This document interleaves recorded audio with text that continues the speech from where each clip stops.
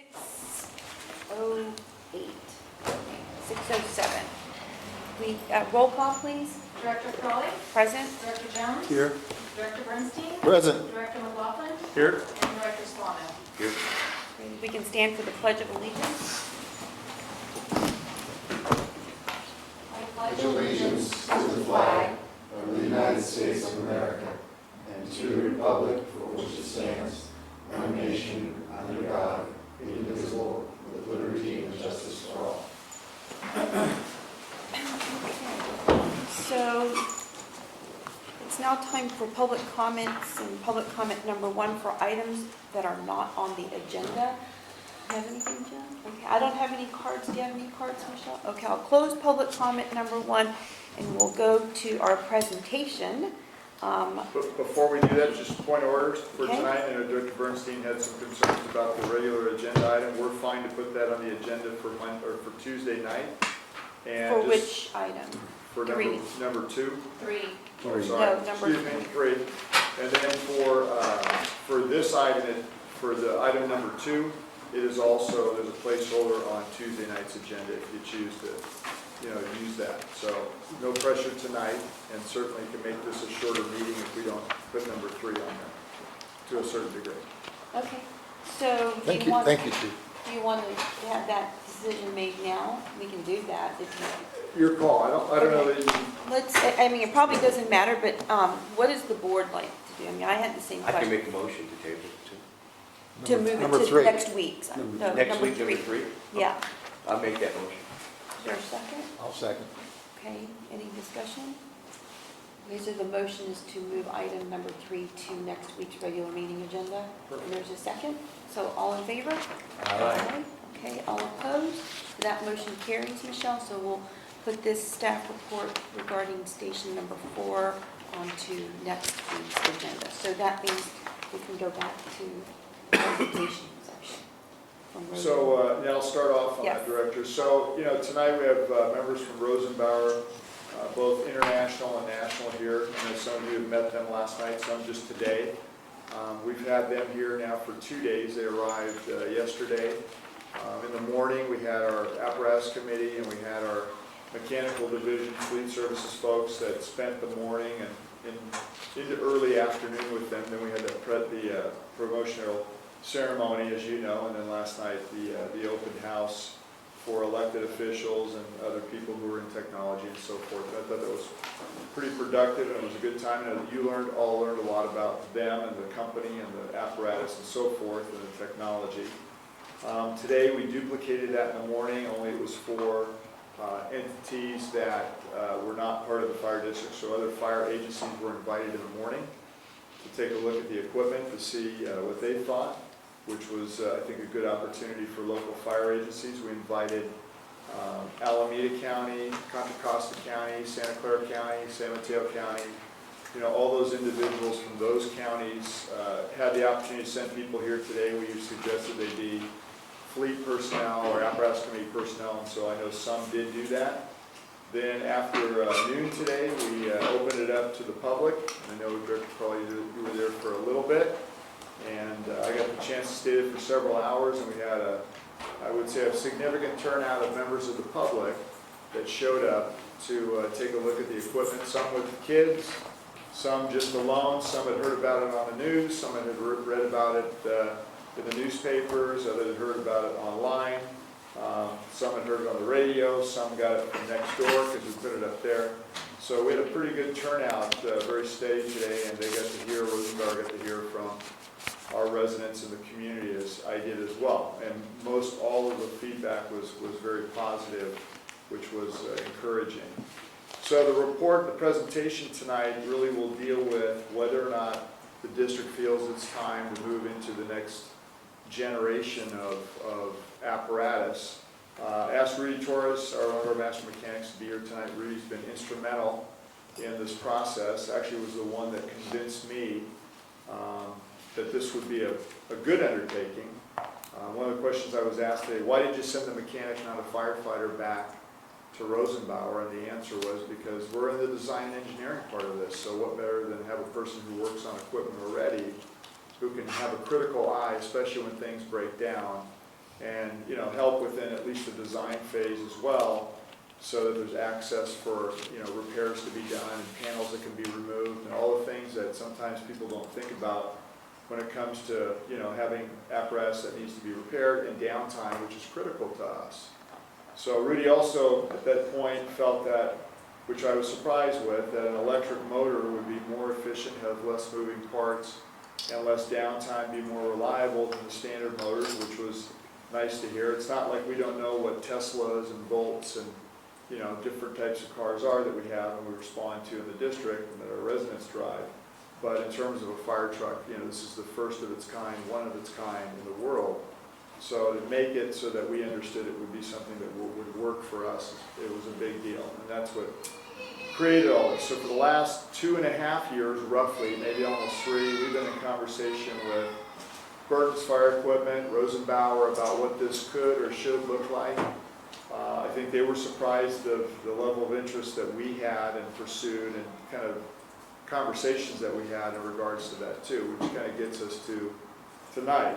And I appreciate you all being here because I thought it would be the most respectful to them and to the process if the board received a presentation tonight after them spending 2 days here, you know, doing all the things that they did with us. You know, this is not to strong arm the board. This is not to force you to go to a certain direction. You certainly can move this to next week.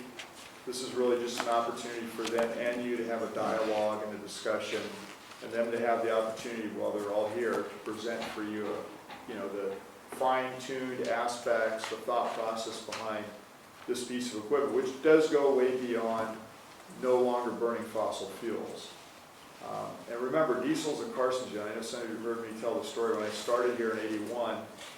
We used to wipe the diesel off the walls in the dormitory because we didn't have hoses to pull the exhaust emissions out of the station. So we would close the doors, the diesel fumes would go up into the dormitory, and then once a month, one of our tasks and our duty log for the month was to wipe the walls down to get rid of the diesel scunge that was on the wall. Now we know it's a carcinogen. So with that knowledge in mind as well, and with the environment in mind, but also mostly with the health and safety of our personnel in mind, it makes sense to try and look at the most safe, healthy type of equipment that we could possibly purchase, especially going into the future in terms of our equipment and fire apparatus. Diesel's dirty. It's so dirty that now the state is regulated, so whether you know it or not, once a week we have to do what's called a regen, which is to burn the unburned emissions within the diesel system. There's a special additive that we have to put in the system to do that, and the apparatus is out of service for half an hour every time we do it. So it's not as if there isn't things that we're already doing, but when you really think back on what we're doing versus what we could or should be doing differently, it's kind of strange that we have to spend 30 minutes to burn off the unburned diesel in the system and add additives to do that. And again, that's because, you know, emission standards are changing, and by their own, you know, right, this type of vehicle would not be allowed to operate in the United States. Diesel is what I'm talking about, if there weren't certain provisions made to try and make it somewhat cleaner than it currently is. And that's not a small task, and it's disruptive and creates a whole different set of problems. The additives, as Rudy knows better than anybody, if you put it in the wrong place, the current manufacturer that we has it within the same kind of general area. Well, we've already had one firefighter add what's called DEF into the diesel, and how many hours did you spend, Rudy, trying to get that rig back into service and get that all drained and then get it? 3 months. 3 months. So, you know, the process that we're using, just again, and I'll let Rudy talk at some point tonight too, because I think you need to hear what he has to say. You know, all these things that we're doing have consequences. I mean, a simple mistake by a senior firefighter who couldn't have been more apologetic, embarrassed by it, who's never had a problem in his entire career adding something into the diesel fuel, not even starting the rig. Took the mechanical division months to finally get that engine to run right. Which I think is a great segue into what Rosenbauer's been working on. So that said, I'll stop there. I have a lot more to say at the end, and again, I think Rudy's got a lot he'd like to say as well to you, and you need to hear it. I'll let Rosenbauer do the presentation. Again, I'm happy that they're here. I'm grateful for the last 2 days. I think it's been a good experience for both of us, And again, as I said, I thought it was the most respectful thing to do, is since they're spending the time here, is to allow them to give you a presentation, because ultimately you're the ones that have to make the decision. So, thank you. Thank you. So who is going to do the presentation from Rosenbauer? And welcome. Chief, I'm not sure we knew there was gonna be a presentation, we can do one though? Yep. Would you wanna go to the next item, the one we set up? You want the slides that you saw like 6 months ago? Correct. On kind of the formation, how we came up with the one. Yeah, you can, if you can set that up, that would be great. Is there? Should be a laptop back there. Michelle can fire it up, get the projector going. Is that all right to do that? Yeah. Yeah. So what I'll do is, the next item is really discussion of the report, so I can go through the report. Yeah, why don't we go through that? So some of this I already mentioned to you. And again, the report, number 2, accept the report as presented for number 1. Number 2, discuss and provide direction to staff regarding a purchase agreement with Rosenbauer International for an all-electric fire truck. Again, and that direction, as I mentioned, is not for you to have to do anything other than to move it to Tuesday of next week, or move it to January, or not move it at all. That's certainly your prerogative. In terms of the background, what I tried to do was blend in Rosenbauer's information that they have provided to us, and in handouts that they've given us regarding them as an international builder of fire apparatus. They're the largest builder of fire apparatus in the world. They're the second largest builder of apparatus in the United States. Currently, I believe, and maybe I'm wrong, but I believe that Pierce Manufacturing is number 1, which is where we currently get our engines from. We recently had our personnel on the Apparatus and Fleet Group, Rudy was a part of that as well, travel to Rosenbauer, U.S., and look at a couple of their factories and the way in which they build specifically fire engines, because as you may recall, we're in the mode here to buy 3 more fire engines coming up, which would complete our rebuilding of the fleet into the future. Those apparatus are good for 10 years. And then they go to reserve status. So at this point, we're not saying to move completely away from diesel. We're saying that, in terms of this vehicle, as you'll see at the end, that we're looking at this unit to be, when it's finally released, the prototype for electric for our fleet. And then 3 years after it arrives, as you'll see later on in the report if you've read it, then that's when we start into the cycle to replace engines, if we move that way, which will give us 3 years of essentially ability to judge whether or not the build is what we want. Rosenbauer has, as it says in there, partners in 11 countries. They have 2,500 employees. They've been around since 1866. U.S. Rosenbauer, we have actually the chief executive officer here tonight, I believe, right? Still back there. There he is. Thank you, John. And so we'll let him probably introduce the company a little bit, I think, and he could talk better than I can about it. But as I go down to discussion, I tried to add a number of things that we in California are, under a little bit more stringent air quality environmental standards, as I mentioned, with the additives and the procedures with diesel apparatus that we need to do. We want to make sure these are tools, not toys. Emergency apparatus, like our personnel, is something that we rely on every day. Rudy can tell you again, with the success that we've had with our new fleet versus old fleet, the quality of equipment that we buy, the types of equipment that we buy. I mean, probably the best judge of fleet services here are the mechanics, because they're the ones, as he said, that have to fix everything. So, I put a lot of stake into what Rudy and Steve tell me and what I get from Chief Mara, who's in charge of fleet services. I try to spend a lot of time listening to them so we don't end up making the same mistakes going forward with apparatus that are giving us problems and so forth. In the discussion, it talks about the concept study performed by Rosenbauer. It's at the bottom of page 2. Again, I'll let them talk about that concept study and all the different aspects of that. But where I added my piece was on page 3, and that is functionality. And so specifically applied to our fire district, and again, how we would approach this is that we would recommend a unit just for this fire district. It would not be used for an out-of-state, out-of-county, out-of-region response. So if it would not go on a strike team, we're recommending it be a rescue, replace Rescue 77, it not replace the engine. The reason for that is we know that our engines and those apparatus typically only travel short distances. Typically they return back to the firehouse where they can be recharged. Electric motors do make sense in that type of a situation. Most emergencies that we have last only about 30 minutes. As you know, most are emergency medical calls, about 63% district-wide. Some stations are in the 70th or even 80th percentile amongst the 7 stations. Some are down in the 50th percentile, so it varies, but overall it's 60%. 90% of our medical emergencies are short duration. Typically can be said as well for vehicle accidents, alarm soundings, and other calls. It's only fires where we see that there's a longer period of time that we might be on scene. But not every apparatus has to pump water, and not every apparatus needs to be used. And again, so this being a rescue company would put it in a position where we would not need to put as much strength. Doesn't mean it wouldn't pump a line, doesn't mean it wouldn't get a fire, doesn't mean it wouldn't be first due. But those are all things that we would obviously consider. As I mentioned, diesel's a carcinogen. Electric vehicles have fewer moving parts. I mentioned that as well. We talked about the downtime. Again, Rudy will emphasize that. Obviously, readiness, response, reliability are huge when it comes to overall public safety. One of the things that I was asked over and over, and continue to be asked over and over by the public is, why isn't it red? It would be red. The other question I get is, would it be like the Tesla in Fremont? Would it break down like the Tesla in Fremont? And remember, they use an off-the-shelf vehicle.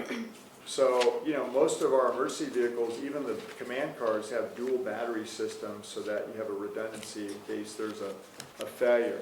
This particular vehicle, how we would specify, would be a dual battery system plus a little small diesel powered up motor that would allow you to take and extend it, kind of like a battery extension device, but not allow it to be crippled if one or both batteries were to fail or to have a problem, or you would use all the charge that are in them. And you can ask them, the Rosenbauer folks, how long these things can last, because they're still experimenting with different types of builds on that as well. As I mentioned, all electric engine is environmentally and socially responsible. Whether you believe or not in climate change, I try to be apolitical because you can get in some pretty crazy conversations with people when it comes to that. But as I mentioned earlier, I think when it comes to you know, the health and safety of our personnel and the community, that's probably the bigger thing for me, to not necessarily avoid that question, but not get into the political fray surrounding it. As I mentioned, you know, as well, obviously this is not an inexpensive undertaking, and so there would need to be a direct, you know, relationship with Rosenbauer if we were to move forward. Obviously, you have to be good stewards of the public's funds. We appreciate that. I appreciate that. I think from what we heard back today from people that we spoke with and spoke with us, again, many people were very positive about seeing this as a benefit, even if it cost a little bit more money. So I'm proposing we would explore this, and again, starting off exploring, that means you get a presentation from Rosenbauer. So with that, Harold, can you just touch really quickly on the meeting, the Menlo Park City Council meeting? You mentioned that you brought this up, and I just was wondering what the response was like from that. yeah, and I didn't plan to do that. So I was there to listen to their drone program presentation because I was curious about that, because no one had contacted us. And so, you know, I went with John Johnson, our fire marshal, and we wanted to hear that. But this item on their climate initiative came up before that. It's interesting. I mean, they had a lot of very passionate people who were there who would speak to that. Again, I don't try and get in the political fray. There was things that I personally would agree with, and also, as your fire chief would agree with. Other things are somewhat in conflict. As you know, the whole initiative with removing natural gas and creating, again, single points of failure by, you know, something that, again, it's only electrical that would supply that. Where's the redundancy in that? So, you know, is there battery backup generators, all those different things that we typically look at when we look at redundancy systems. So that said, you know, the other part of their presentation and efforts surround healthy environment, bicycling, pedestrians, and so forth. And as you know, at times we're not necessarily lined up with where bicycle routes should be either. So it was it was an interesting discussion about where they want to go and the policies they want to have, and what I tried to do is take the opportunity to invite the council members to come to last night's event. Some of them did do that, and some of them came by today, and more members of the group that's involved with that also were there, and we're happy to see that we were kind of leading the way, if you want to call it that. And, you know, again, it was more of an opportunity just to advertise that they can be part of the process and give you all some feedback and see it for themselves. So, you know, the city, like many cities, is trying to do different things through the REACH code, and different things that they think make sense, again, for the health and safety of the community, for the environment. And how far we would go with all that, that's certainly going to be decisions that you'll need to make at some point. But I think we should pay attention to what they're doing, and obviously they're trying to pay attention to what we're doing. So that's what I was doing over there. Great, thanks.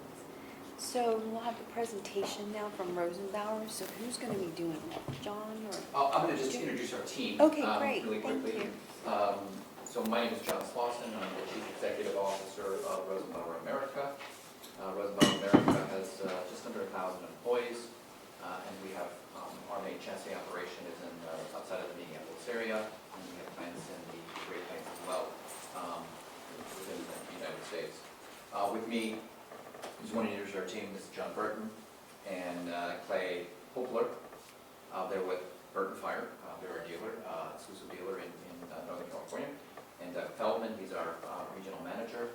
And Steve John, who is our Vice President of New Product Development for Rosenbauer in our Austrian location.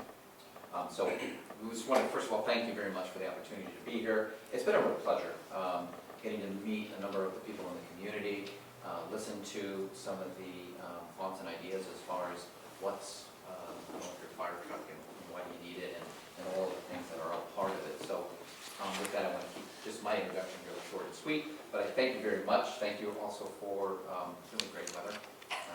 I live in the Minnesota area, and it's a little cold, so this feels just like summer. But with that said, I'm going to introduce Steve John again, and he'll go through a real quick presentation for you on our CFT. Thank you. Thanks, Steve. Joey, could you knock it down by at least the one, I think, right? There you go, perfect. There we go. Thank you very much. I will try and make this very brief. There are some slides which the Chief has already mentioned, and I will just skip over. Just to do the key aspects of the background of the vehicle that we have outside of the concept fire truck. Rosenbauer, as we might know, we have a 153 years of experience, 20% market share, 3,500 employees, and we make just about the same amount of vehicles per year in 22 locations worldwide. We're a family-owned company. 51% is owned by the family Rosenbauer, and 49% is listed on the stock exchange in Vienna. We say, or the statistics seem to say, and we calculated that about 1 minute, somewhere in the world, the Rosenbauer truck responds to an emergency. We make a wide range of products, from crash tenders to the left, to personal protective equipment, the helmet, which some of you might have seen on the dashboard of the concept truck outside, portable equipment, aerials, vehicles to European norm, like this pumper, and vehicles to an FPA norm, like the pumpers, assembled all over our plants in the world, and we combine and mix norms and can meet many norms. This is more or less an overview of our production plants worldwide. In this case being it's 4 entities, Rosenbauer America being 3 physical locations in the United States, and then mainly, of course, focused where the company originally started in Linz, in Austria, about an hour away from Salzburg.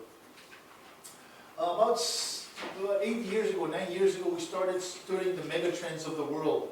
So, for example, globalization, urbanization, migration, new types of mobility, electronic mobility, electric mobility, as we see here. We're in the center of it. I've never seen so many Teslas drive by as I was standing in front of station number 6. Gender shift, there's much more ladies moving into, or females working in the firefighting services worldwide.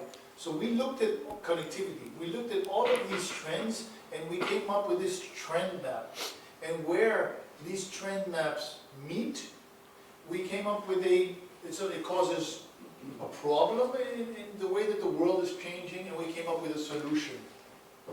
For example, silver society and gender shift. We all live longer, we work longer, we have to work longer. Safety and health, there's much better access nowadays to 20, 30, 40 years ago for safety and therefore better health. Mobility, new ecology, solar panel, maybe they're from Solar City, who knows.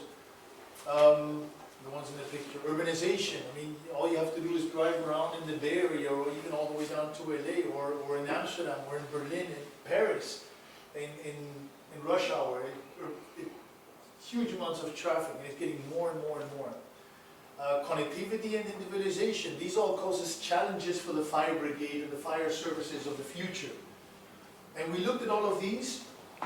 This is the global warming one. This is the purchase of the trend where you see in vehicles, for example, in 2014, 18, 22, and the projections 26 and 30, where this is, unfortunately, I apologize for just being in German, but it says these are vehicles that are only gasoline, these are only diesel. You see the amount of decrease in sales for diesel-driven vehicles. This is a mild hybrid, a full hybrid, plug-in hybrid, and a full electric vehicle.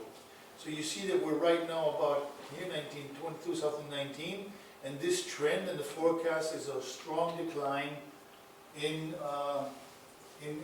the drive systems and the power systems of cars for many, many, many reasons. For health reasons, legal reasons,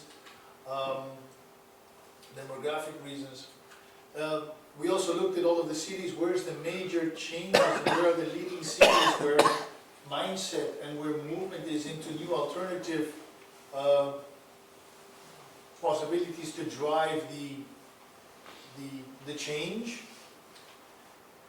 This is the demographics. So if you look, for example, this is the pyramid, and this is in Germany, and it's similar for the United States, a little bit different. When you see it in 1950, this is 2016, and this was 2050, where there was, of course, more young population. This population then tended to get older, and in about 2050, the birth rate is decreasing or stagnating. We're all living longer, so you have this, what we call the silver society. More retired people. People have to work longer, which causes also challenges for the fire department. So we looked at all of these aspects, and we said, how can we look, how can we see the urbanization, for example? How can we overcome all of these challenges?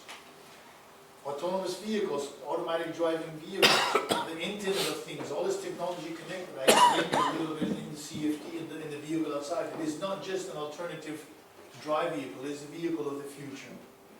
And to overcome all of these, we came up with a concept fire truck, the vehicle that is parked outside. We also looked at the drivetrain. So if I just may go back a little bit, and I'll skip through it. For example, to overcome this congestion, one possibility is to make the truck very narrow, very small dimensions, 93 inches wide, very small size, very compact, and maybe in the future also interconnected, so the vehicle sends out signals and makes autonomous driving vehicles move out of the way, or at least get an alarm in their in the media interface of the vehicles. Everything is connected with each other. So that becomes technology which is feasible. We're at the center of that technology, but pure coincidence all around us is where this technology is being developed. So we came up with the concept truck, and we looked at, should we make our own concept truck? Should Rosenbauer make our own truck? Or should we look at an MAN or a Daimler or Volvo or a hydrogen concept? And this is the concepts for the future in 2018. And this was the reality. Volkswagen, Hino, Volvo Electric, all these vehicles, these chassis manufacturers are all adapting normal driven engines, diesel driven engines, removing the engine and putting in an electric motor and adding a lot of batteries.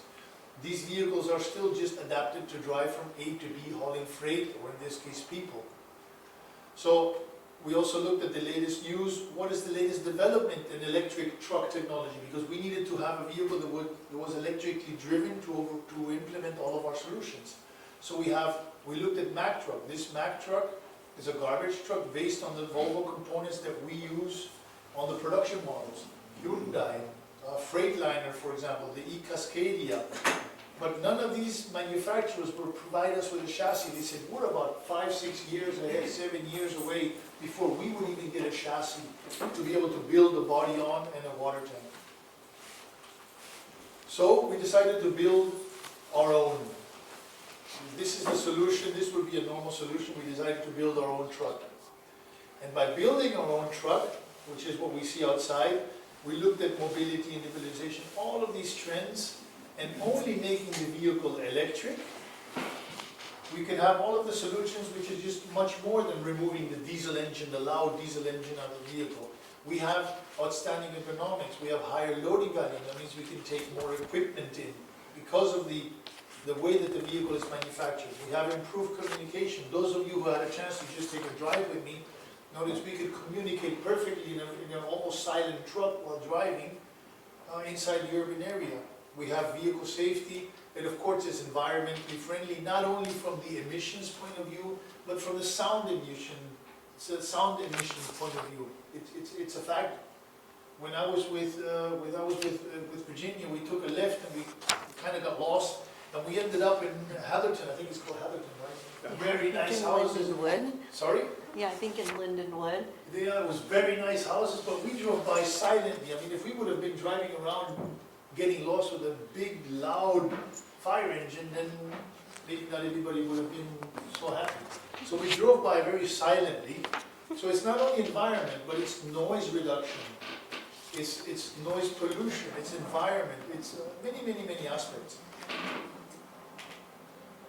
We have reduced access height. We can reduce the vehicle so that firemen and firewomen or firefighters in general have better access to remove equipment in the future, which removes the stress on your knees, on your hips, on your back. Every time that I have to take a step up to get equipment, it's a load I put on my back or my knees. And over the career of a fireman, that's not something you would like to have if there's a possibility to reduce it. Therefore, when I go into operation mode, when I arrive on scene, the vehicle kneels, it lowers down to 6 inches ground clearance, so the firefighter can remove the equipment in a very safe and ergonomic and less stress for the back and the shoulders of the firefighter. I have, of course, electric drive. It's very agile. I have rear 4-axle steering, front axle steering, and rear axle steering to make it maneuverable. It is, of course, a flexible design. As you mentioned, every customer would modify and implement equipment loading, seating configurations, water tank and pump, software applications in the vehicle, integration as to their needs. It is not a off-the-shelf product. This is what we make and this is it. It is customized to the needs, whether it's a forest firefighting or wildland firefighting or urban fire or rescue and pumping, a pumper and a rescue vehicle that can be combined. Like I said, the very narrow dimensions, so it's quite small, 93 inches wide, which makes it very agile. We have turning radius of about 41 feet. If we have 4-wheel steering, so it's quite tight, and I can also have crab steering or parallel steering to maneuver it through very narrow streets. Again, this is the removal of the equipment when the vehicle is lower down, so I don't have to remove as much heavy equipment from a certain height. As you can see here, you see the firefighter removing equipment from all kinds of height, access to the cabin, and then removing equipment even from the top shelf without having to step up on the bottom shelf of the vehicle. There's also the robot, which is parked in the back of the vehicle to move equipment. You can manipulate and load the robot on the back platform. In this case, it's the same robot that's outside, the little crawler, the Wall-E as we call it, because it looks like Wall-E. So it's used to move money. Why should the firefighter have to carry all this equipment back and forth when there are systems available to assist the firefighter to take 1,000 pounds of equipment just in one go to where you need it, when you need it, instead of having to walk back to the vehicle 25 times to carry the same 1,000 pounds of equipment to the site. It saves you time, it improves your health, and it's much more ergonomic. Very simple operation. We also wanted very simple one-touch or two-touch operation to automate the system. A firefighter is trained in the very basic sense of firefighting, and Chief can confirm it, to rescue people and to put out fires. That's what they're trained on. They should not be trained to operate 15,000 buttons and levers and gauges and monitor a system. They're not an astronaut. It's not that complicated. It doesn't have to be that complicated. If I can have systems with 1 or 2 buttons, then the fireman is free to do what he was destined to do, which is to rescue people, to extricate somebody very fast from a vehicle, or to put out the fire, and not have a system administrator monitoring and operating a complex vehicle. Technology, and here Silicon Valley proves it, technology is there to help us. If we can use that technology, I can apply it to liberate the firefighter to do what they're truly meant to be doing. And of course, I didn't really mention this, but for example, individual configuration. Technology in the vehicle allows that the vehicle recognizes the driver who steps into the vehicle, for example. And like you have in your cars and all our private cars, when you have electric seats, you have 2 remote controls for his and her remote controls. Or when I press one remote control, the seat remembers the memory I had in for my adjustments.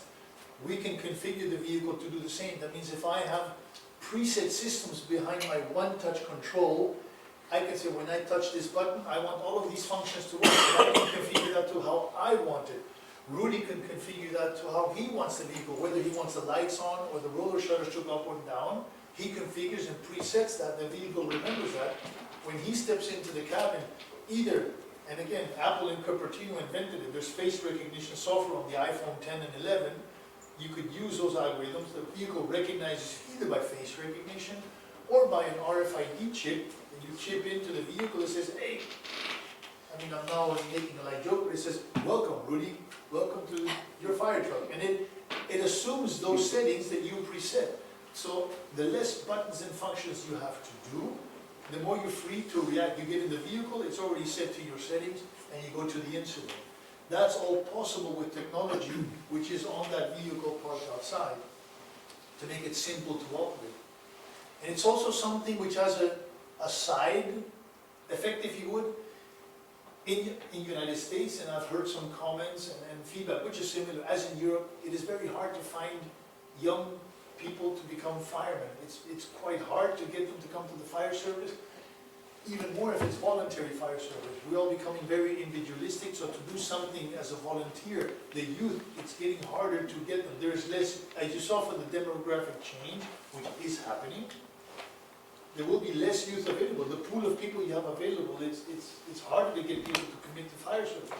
This truck has the added effect, when all of the youth and all of the young people that came into the truck, they said, wow, cool, excellent. It has like a magnetic effect, which makes it attractive to work. It's not a complicated system. It has a really nice touch to it. But that's like a side added bonus, if you would. Of course, it's electric drive. As we drove through the neighborhood today and this afternoon, it's reduced noise level, 0 emissions or very low emissions. Of course, you have some noise from the tires and from the steering system, but it's almost a silent, I call it stealth mode. This says here 30 minutes of operation, but that is just the vehicle outside. The production models have from 1.5 to 2 hours of pure electric range.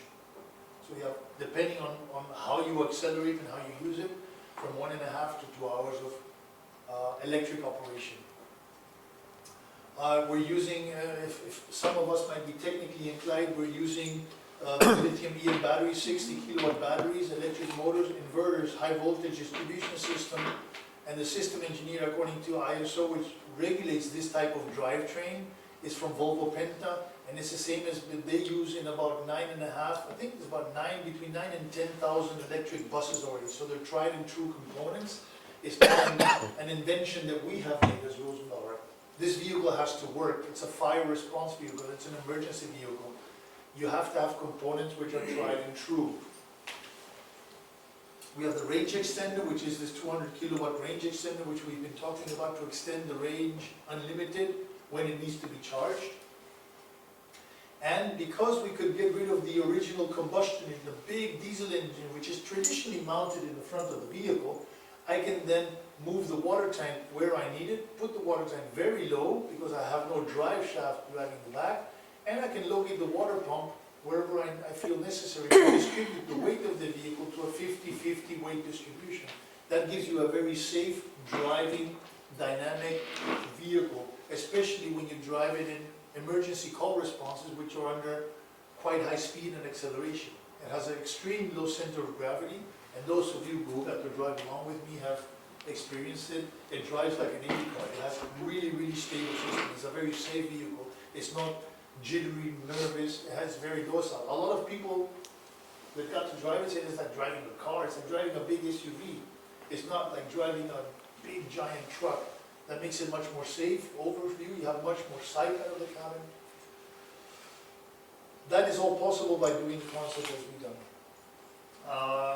Now we're getting into the very technical aspect. We have, of course, electronic mirror system. You've noticed that we have a safety cell. The complete superstructure is one body cell. It's not a cabin with an added body component and cupboards and storage lockers, but it's one safety cell. So including the safety for the crew in the cabin in case of an emergency or a crash, or in case of a crash situation.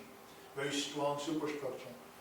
We have ESP, which is unique in a 4x4 drive configuration to have electronic stability protection.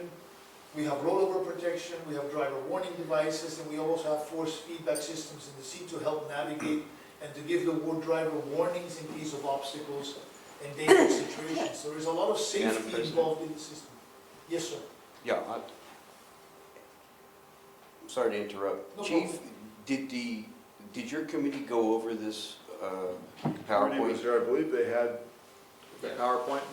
No, has your group gone through this? Yeah, the Have Apparatus you guys Committee. gone through this Yeah, the PowerPoint? Apparatus Committee has, yeah, we did it in Wisconsin, Okay, or Minnesota, not Wisconsin, Minnesota. so you're getting the same presentation we're getting? Yes. Because I'm not a fireman, you know, and Rudy, you have the expertise and, you know, it's a nice presentation, though. It's just that, you know, we have a committee a group of professionals, and I have a bunch of questions. Okay. Well, And so- I would like to finish the presentation. Oh, I definitely want to see the Okay, presentation. okay. I just wanted to make sure I'm that, almost done. no, I just want to We'll make have sure time that for our committee. questions. Yes, Well, for sure. you know what I'm, thank you. Sorry, go ahead. No, I'm almost done, I'm almost done. Okay. Thank you, Steve. And these, of course, when you, some people have asked, are we the first ones? Are we not the first ones? These are all the world cities that, according to statistics, we have affinity to a CFT, to this type of technology. And we have now, as a first customer, the question might be, who else has bought this truck? Has anybody bought this truck? Do we have customers? Do we have orders? We have a firm order, which was my personal project for 3.5 years. Amsterdam is one vehicle plus 20 fleet exchange, so within the next 3-4 years, Amsterdam will take now delivery of one vehicle like the one outside, plus 20 replacement in the course of 3-4 years, because they will change their fleet, they will transition and rule out their old fleet and transition to M91X, or let's say EFT, electric fire truck technology. Oslo has also just signed a contract for one unit plus a fleet exchange, but does not have a defined number behind it, it's more an open end. Berlin was the very first one to sign. Canberra also in ACT in Australia has also joined into the program. And of course Dubai is not signed in, but Dubai is also receiving one. So those are the first 4. And of course all of these cities are all in the waiting list, waiting for their production slots, some more than others, and then of course many more. So we actually at the moment really cannot keep up with the demand and with the demand that we would like to have, but we have to slowly take one step after another before we can really run. Here you see the vehicle, just as a nice afterthought. It's been everywhere. We will adapt this presentation to show Menlo Park in California, because it's the first time it's in the United States, but we've been to Amsterdam. This is the oldest fire station in Amsterdam. The little robot has been with the CFD also in the UK. This was FDIC in 2017, and then in Berlin. So it's been many, many places in the world. It has not gone that far east. It's been in Europe, and now, of course, half a year touring in the United States and Canada. This was the signing ceremony of Berlin for the very first vehicle. So it does not have to be green. You said Yeah, look, it's red. It can be red, so this is basically a design for the vehicle in red. And This is just a feedback, so this is not important. And these are the costs, when you have, for example, indirect cost saving and direct cost saving, but that's also a totally different presentation. The vehicle over the course of a life of a fireman, and also the fleet maintenance, you have indirect savings and direct savings. But that's, we get into that into detail if you would like to have questions. But basically, that's the end of my presentation. We started from scratch. We did not take an existing system and adapt and modify it. We took a white piece of paper, we developed it from zero, implementing all of the ideas that we thought would be quite good after doing 2 or 3 years of research with universities, with working groups, and the culmination is standing outside the door. And I hope it was interesting, and I think you have some questions for us or me later. Thank you. Thank you, Good Steve. job. Thank you. Thank you. So Harold, do you have anything to add, and maybe Rudy? Or do you Yeah, I want think questions from the board To first? the presentation, let's do that first. and then, Yes. You know, I don't want to answer for them, but I can go into, you know, what we would propose in terms of next. But that's in the staff report, so. Okay, so I'll open it up to questions from the board. Rob? Do you have a cage code for a GSA schedule? We participate in GSA.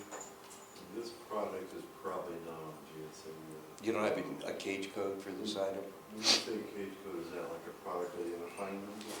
When you apply for GSA contracting to sell the vehicle to federal government, you need a cage code under GSA. We sell a lot to the federal government, Air Force, Army. We have several DLA, GSA contracts. This product is not on GSA yet. Do you have any products that you manufacture that's on a GSA code Yes. Yes. with a cage code? Yes. Could you provide us with that cage code, Absolutely. Yeah. Kathy? We can do that. No, the reason why I asked for that is that you go through an extensive questionnaire list and you go into areas of expertise relative to that. And the thing that concerns me is that you don't have a cage code for public safety vehicle. And under the GSA code, they would check your Dun & Bradstreet, you would check all that information relative to selling to the federal government. And that's why I'm asking if you have a GSA code. We have multiple contracts with the Air Force, Army. We're the largest manufacturer in the world for fire apparatus. That's all we do. So all of our, But you don't have a cage code for public safety vehicles? We sell fire trucks to the Air Force. I believe we do. I'll verify what that is. We sell the FAA, we have 60% market share of airport rescue firefighter trucks in North America. I don't know what the cage code is. We're in the process of doing 75 trucks, our trucks to the United States Air Force. We sell to numerous agencies within the Defense Department. I don't know what that specific code number is, but we'll get that for you, sir.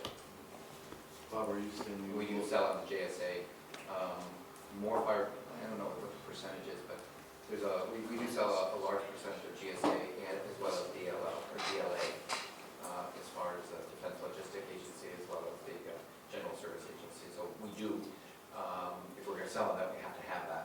So You do, right? We do, yeah, we sell quite a few for GSA. I just, top of my head, I don't know what that is. I joined and became the CEO of Rosenbauer October 1st, but we'll get that information for you. The reason we're kind of unfamiliar, we have what we call a government branch that's based out of Washington, D.C. We sell municipal trucks to cities and counties and states like the state of California. So we don't do the GSA contract. It's a whole nother thing than Rosenbauer. But your company does have a cage code or GSA schedule relative to selling to the federal government? Yes. Yes. We assume so, since we have delivered to the federal government, so the answer must be yes, we just don't know. We delivered 2 or 3 trucks over the last couple of years to the military and to our, the airports.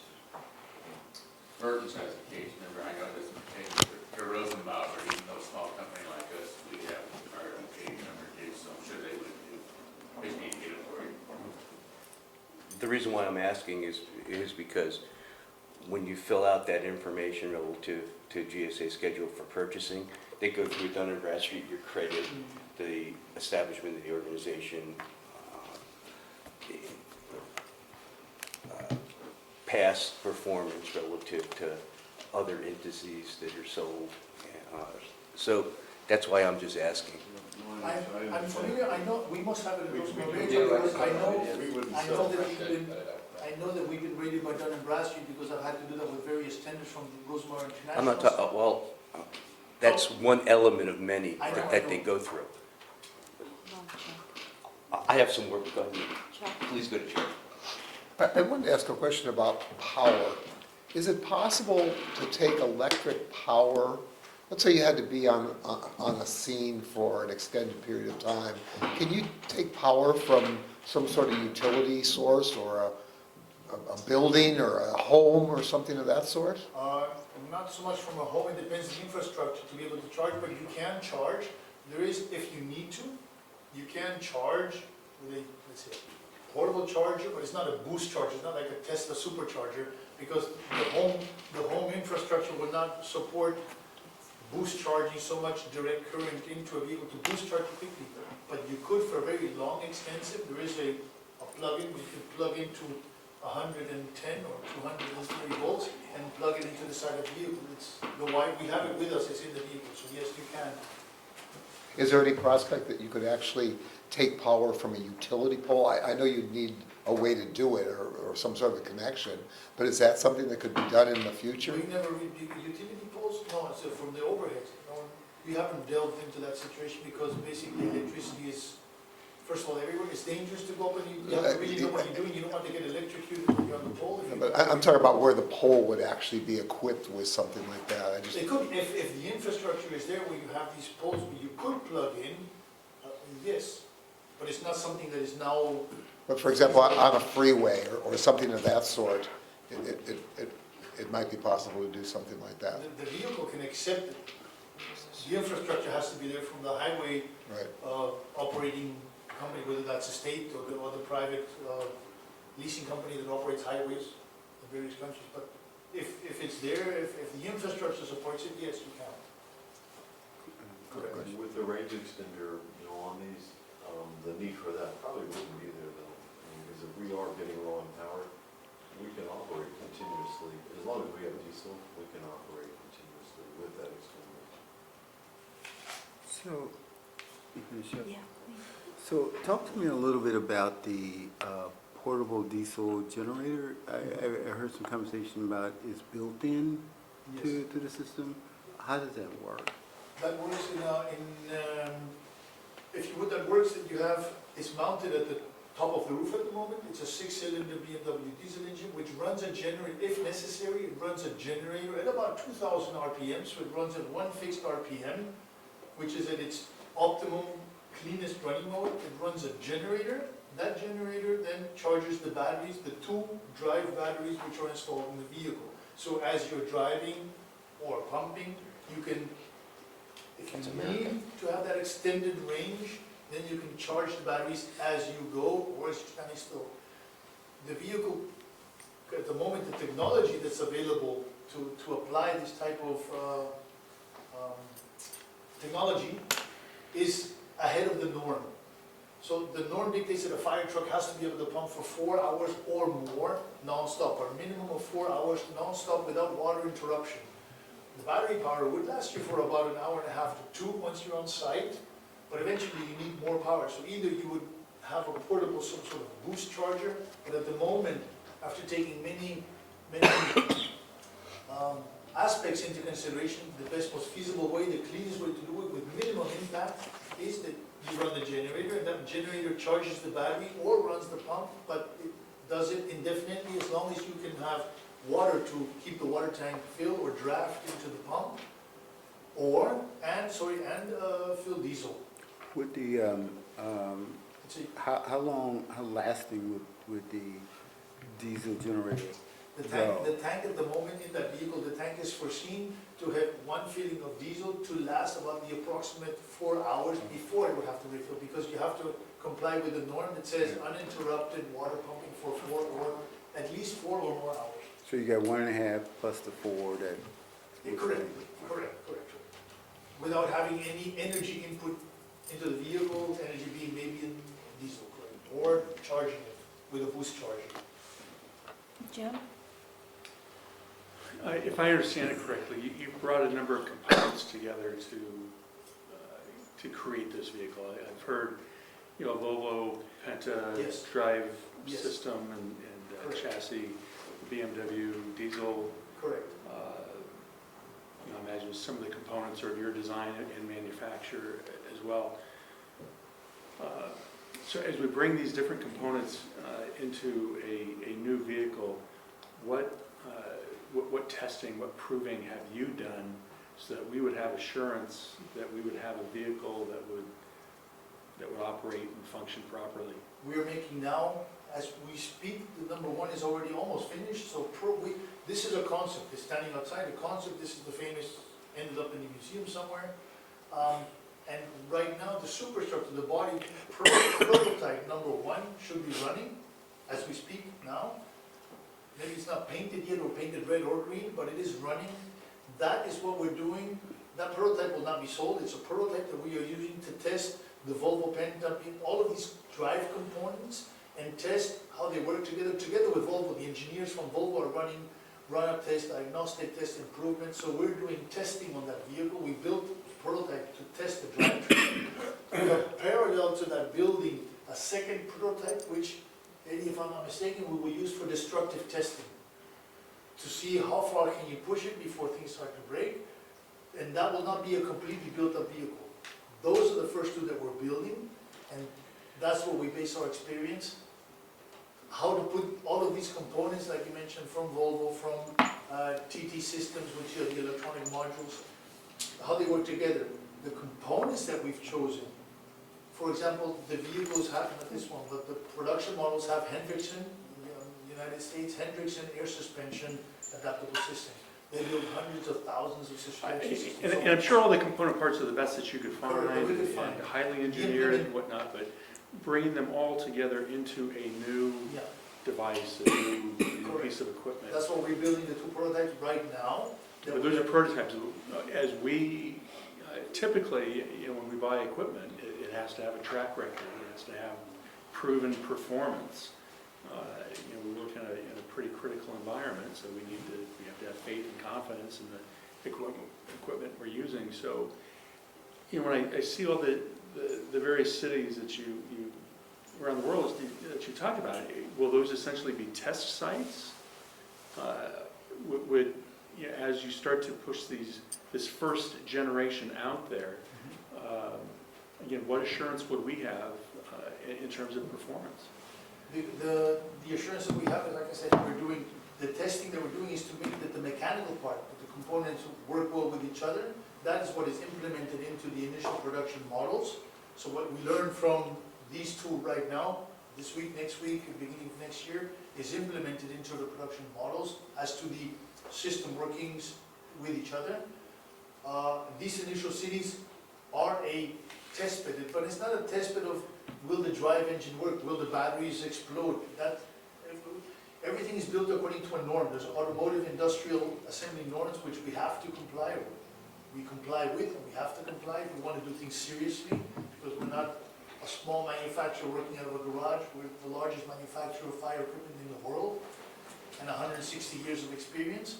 We use this experience, we work to almost any applicable norm and regulation in the market, whether it's an FPA, whether it's ISO, whether it's EN 1846. There's a whole Bible full of applications. Wait, 1 second. And these initial cities is not the selling of the product. The test bed, the testing part, is not the technical will it work, because it will work. The testing area is to have an exchange of experience. And how does a fire service, how does Amsterdam, Berlin, who are the ones that want to make a change? Says we want to change the way, how does the fire department use an electric vehicle? Because we come up with it. The physical working of it, that's not the problem. We don't sell it also, it's not that we would sell these initial vehicles, here you go, thank you for your business, and see you next Christmas. We have the project, these initial projects are an accompaniment. We will visit the vehicle twice a year. We will do updates, we will keep remodeling if necessary. We will make adaptations if, for example, the Fire Brigade of Amsterdam says it was great, but after half a year after using it, we think that, I don't know, this display should be here, and we need different software applications. So it's also for the fire brigades to learn to adopt and embrace this new technology, how they use it, and us to learn how to, so it's like a symbiosis, a partnership. Not so much in the technical aspect, but more in the learning of how to use new technology in this field, because nobody's using it yet, electric-driven fire trucks. And the application possibility. Hold on. Just one follow-up question. So it's a four-year following program that we do. So it's not, there's a truck and thank you. We will be visiting on a regular basis. The actual pumps that are on board. Most of our the pumps, we trucks, make 3,000 a year. They're electric driven? The pumps are now electric, this one is electric driven. Is that in use anywhere else? Sorry? An electric driven pump like No, that, is that the in use pump- anywhere else? No. The pump itself, the physical pump, we build 4,000 Right, pumps a year. but the electric driven pump Correct. No. is unique and special, and this is the Correct, first correct, of its kind. correct, true. Jim, the Volvo components that we are using, the Volvo has built close to 10,000 electric buses. So I get your question, we're using something that we haven't done before. We've been on this project like maybe 5-6 years, invested $10 million.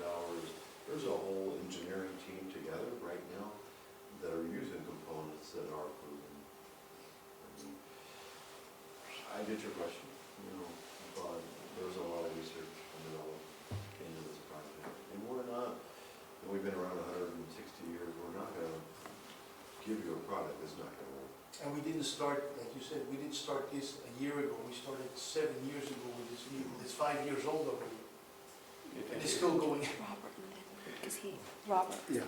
Well, he asked, yeah, go ahead. Jim, it reminded me when you started talking about a situation that happened to me right before Amazon came into being and everything got on mail order and it got you go online or you see this advertisement and you say, wow, this is great, I want this, So you order it, then all of a sudden when you get home, for me, I ordered this product and then the first day I got it, it was great.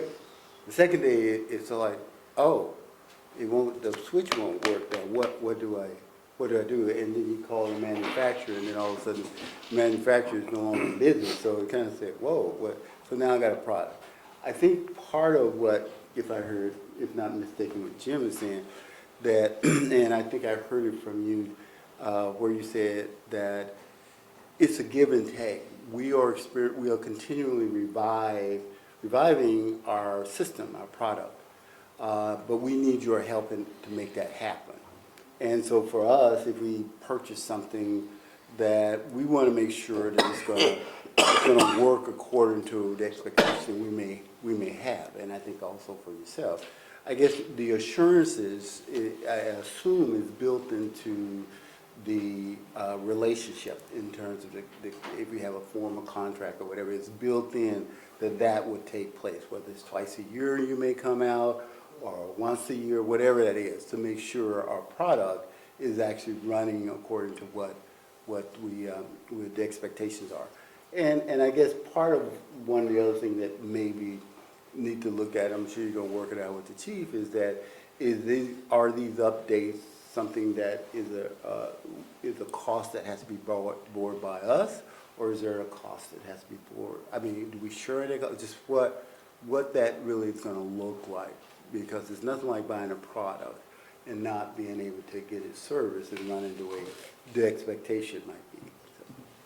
Rob? Yeah, I'm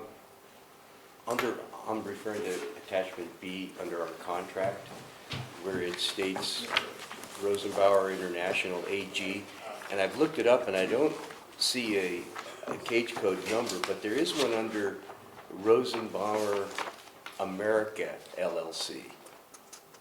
So is that the same No, company? he went online. He got it online.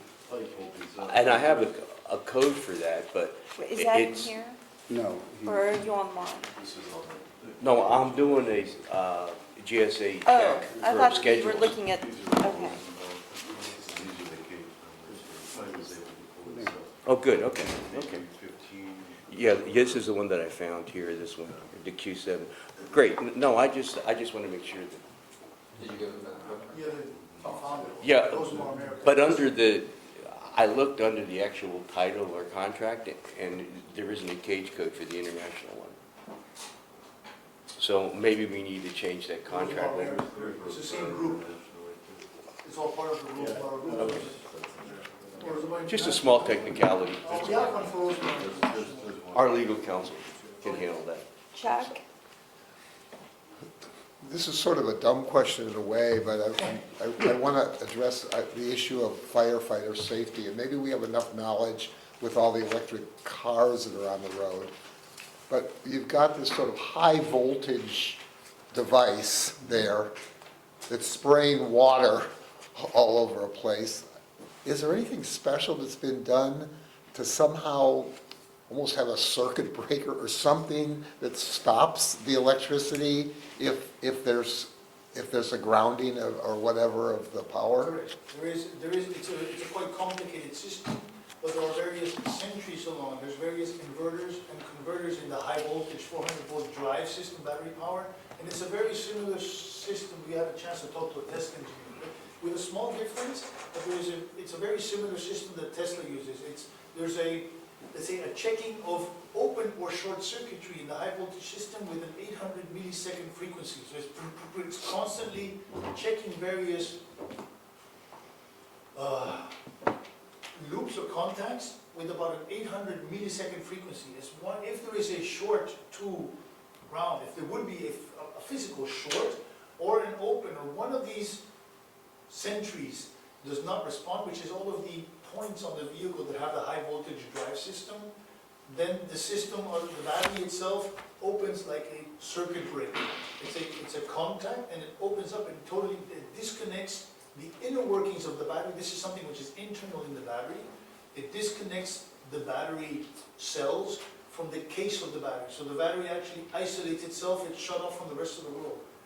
It happened once. That's why we were late in bringing the vehicle. We would have been a lot earlier, but we had to shift shipping because... So let me ask in another way, that what you're saying is, if this were involved in some sort of vehicle accident and things broke and now there is a short, Yes. instantly the cab is isolated from the battery, is The that? complete vehicle is isolated from the battery, yes, correct. The battery cells isolate themselves, if you would, yeah. And I don't know, if this 800 milliseconds, is that enough that a human being wouldn't be shocked? Yes. Okay. It's according to the norm.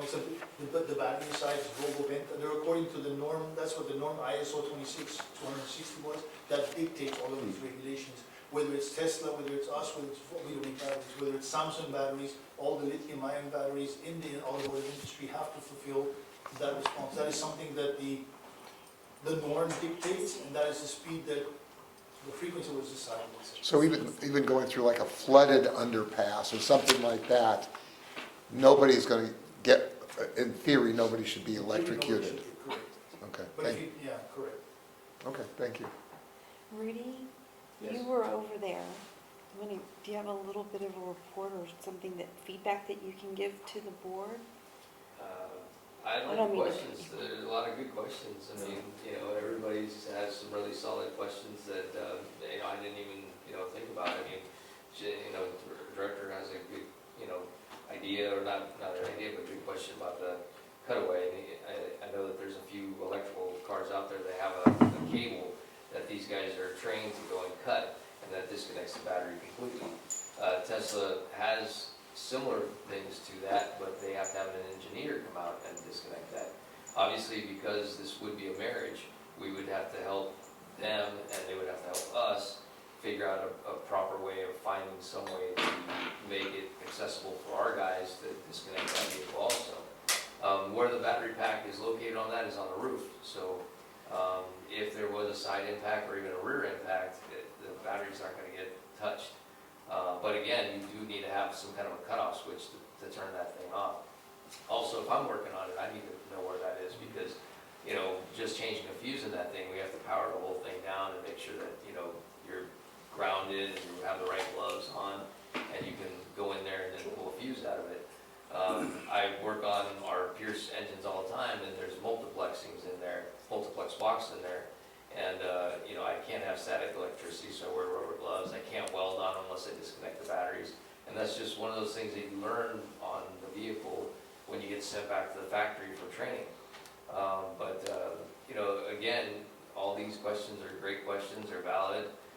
It is a unknown area, there isn't an electric fire engine out there, so there's gonna be some, downsized, or not downsized, but what should I say, there's gonna be some negatives to certain things, and there's gonna be some positives, and that's where, we give them the negatives, they repair them, we can turn them into positives, and we keep moving forward. One of the things I've thought about, and I've told them, is that, why do we need to buy one now? Why don't we buy one 5 years from now, or 10 years from now? And I think the only thing I can think of is that we wouldn't, in 5 or 10 years, we could probably buy one, but we wouldn't be helping them develop it, and we wouldn't be helping the environment until 5 or 10 years from now. So, iPhone develops their phones all the time. You get an iPhone 6, you get iPhone 7, iPhone 8. Well, Rosenbauer's doing the same thing, and this is the beginning. It's almost like a cell phone first started, first you get a brick, and then it started to, get smaller and smaller and smaller. So, Tesla also, a lot of people had negative thoughts about the Tesla, and I even did, but you see them all around, they've refined their batteries, they've gotten better and better and better.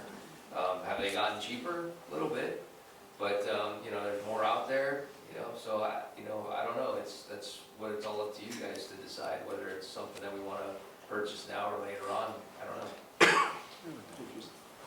Rob? Go ahead, Rob. Precisely what, Virginia is asking you. I mean, the pros and cons. You were there, you saw the vehicle. I mean, repairs are concerned, even with our fire trucks that we have here, when something happens, we have to drive them to Fresno or tow them to Fresno or something. So repairs would be on my top area, and that Virginia came up with, yeah, Rudy, you were there, what do you think? I mean, is it something that you're going to be able to do? Because when you're talking Tesla, a good friend of mine had to go to a body shop where it was a specialized technician in order to work on the car. Right. Okay, and it's got like a waiting list, so there's Well, this is from the horse's mouth. I mean, I've worked on Pierce's fire engines. We bought brand new fire engines, and we've had nothing but problems with them. And it's been, one after another, take it back, bring it back, put in our reserve, fix the reserve. And that's why I told the chief, we have to start replacing these vehicles, earlier. At 15 years, they're done. At 10 years, it's pretty much, time to start thinking about it, because it's gonna take 2 or 3 years to get that thing spent, ready, painted, done, brought to us, tools installed, and then back into service. This concept fire truck's been around for 5 or 6 years, and they've had 2 failures. So right there, it's like, wow, this thing's a prototype, and obviously I don't use it every day like we would, but maybe again, it's something that we might look into and buy just one, test it, use it, and see. But the long term is, I don't have transmission filters, I don't have fuel filters, engine oil, brakes. There's brakes on it, but the electric motor slows it down. Steering boxes, TAC4 front ends on Pierces are horrible. We've thrown so much money into steering boxes and pivot arms and toe links and tires, and it's crazy. So when I see something like this and I think about all the moving parts, it's like, to me it's just a big RC car, and then I'll have to be sent back to Austria to figure out, all the electronics. But I really hate electronics, I really do, but for some reason we get along pretty well. Thank you. Along that line of cost, and just a hypothetical cost, you can put it in monthly or annually. What would be that cost for our current trucks in terms of operation, in terms of repairs? is it, $6 billion a year for mechanical repairs? Or is there can you give me kind of a ballpark figure what that would Usually, look like? we've got, I think, a budget somewhere around 50,000 a year, and we'll max that out all the time. And then you had a good question on, what happens on advancements on the CFT. I don't know. Are we gonna have to pay for software upgrades? I hope not, because this would be something that, again, it's a marriage, so we're working hand on hand. But I don't know. That's a good question that I never even asked them. So if we pay them somewhere around $50,000 a year thereabouts, with the new electric vehicle, how much of that cost would get reduced in terms of, I know it's hard to equate apples to oranges, but because there may be other things that may be a problem, but if you were to, could that $50,000 for repairs that on our current trucks, would most of that go away? It would, because Pierce makes the proprietary pieces. I mean, I just gave the Rosenbauer's crew an example, which is the honest to God truth. Engine 1 out here in Velocity that's in our bay right now had a clutch hub that was leaking air. So I had to disconnect it. Well, I tried to order a new one. It says Horton on it, it has a part number on it. I called the Horton dealer. I said, here, order me this part. Can't order it. You gotta go to the dealer, to Pierce only. That part would have cost us $500.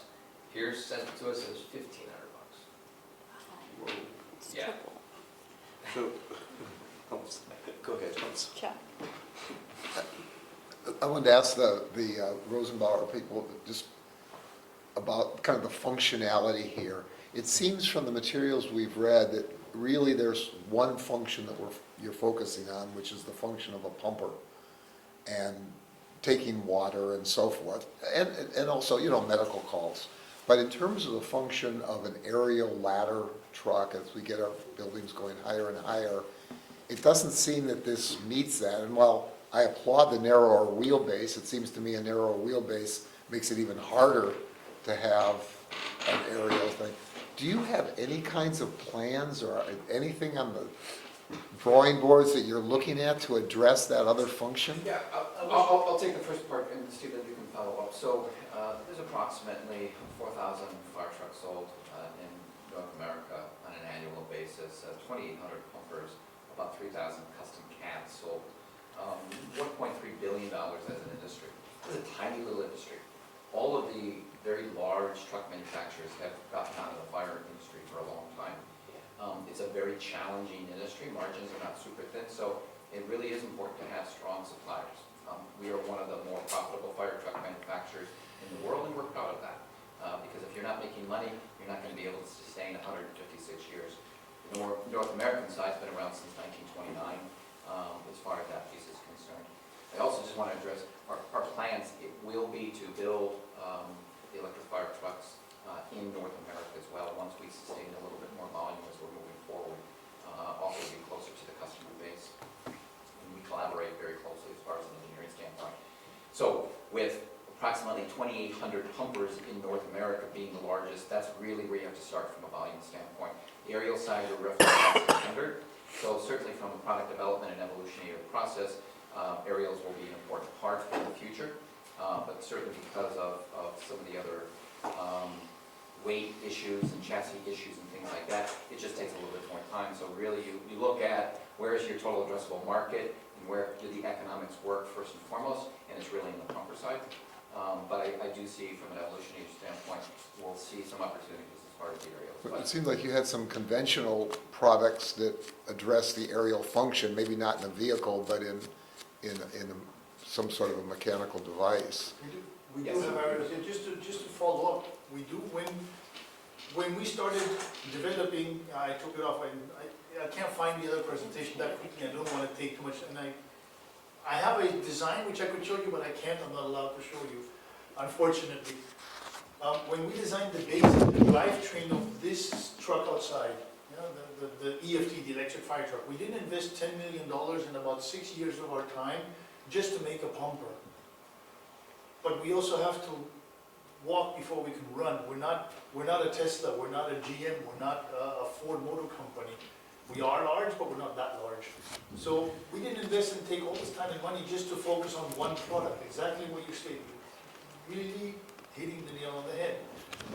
This concept is pre-thought. We always designed it in mind that for the time being, we have to get, again, to be able to meet functionality so that it works. We shouldn't have too many recipes, too many pots on the stove cooking at the same time to be able to develop, to make it work correctly before we take on other projects. Otherwise, you diversify and you go crazy and you don't have the oversight and you cannot follow up according to a correct industrial manufacturing system. So for the moment, we're focusing on the pumper, rescue, command center, medical, in that wheelbase and that width. We did design though, when we made this concept, to be extendable to a 3-axle system, even a 4-axle system. For example, to use it in our applications for an industrial firefighter, for a petrochemical industrial with a lot of foam and foam mixing systems.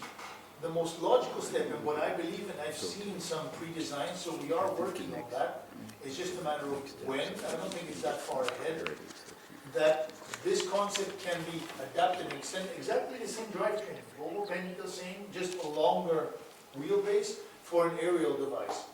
We don't have it yet, but within maybe 2 years, 2.5, maybe even quicker, but I can't really say, because this type of electric drive train system adapts itself to an aerial even more than a pumper, because an aerial basically drives to an incident, it parks, and it drives an aerial device to rescue or to have access to heights for about an hour and a half or two. But you have 2 hours of a big grumbling diesel engine spewing fumes running just to run a hydraulic pump to be able to move the aerial device. I can do that electrically a lot easier, so it's even better applicable. But like John said, the amount of aerials manufactured in the market is 10, 50, 20, 100 a year. It's a lot less, so we have to develop this one, then move on to the next platform. But the platform, exactly the identical platform with the cabin, is expandable, and it's already thought ahead of time to expand it into other product segments within our palette. Let me ask you, Not yet. let me ask you though, now in the other direction, that is a narrower width wheelbase. I happen to see at the airport, for example, and I have no idea who makes it, but they have firefighting equipment that's the size of those luggage racks that are pulled by the little electric things, Based whatever. on a quad. Right. Do you make any kind of narrow wheelbase equipment that we could use, for example, on traveling on a sidewalk or a path or something of that sort? Not yet, no. And not in this size and not this size and this configuration. There are ATVs, that there are some manufacturers that have some ATV type applications with a small pump, and things such as that. That's not an area that, in North America, that we focus on. Okay, thank you. Jim? Chuck, Oh, Chuck, we do build aerials just on diesel engines at this point. I think you brought that up. We will eventually get there, but right now, we do build quite a few aerials, but diesel platforms. Are they actual vehicles that are road? Yes, Oh, yes. Yeah. it's a normal, Yes, it's it's just like the ones at the station. yeah. We build in our German plant in Germany, we build 120 areas a year, and in Alaska, the United States, we build about 75%. correct. Thank you. Jim? You know, we've talked about repairs and whatnot. What is the Rosenbauer repair network? You know, if we had your vehicle and some problem emerged, or just kind of a chronic problem, how would Rosenbauer address that? What would? I had a case in point yesterday. I think we have our dealer right here as far as Northern California, and that's Burton Fire. They are right now, they're not right now, but they've been our. Of course, I mean, they're geared towards your standard diesel, you know, the equipment that you build now. I mean, this would be I'm so sorry, specialized. I mean, would that be able to support the vehicle? Yes and no. Yes, because we use the components that our dealers roll worldwide, whether it's Burton Fire here, but worldwide. We have really, if you remember correctly, can you remember the Rosenbauer Academy? We had those almost cut open pumps.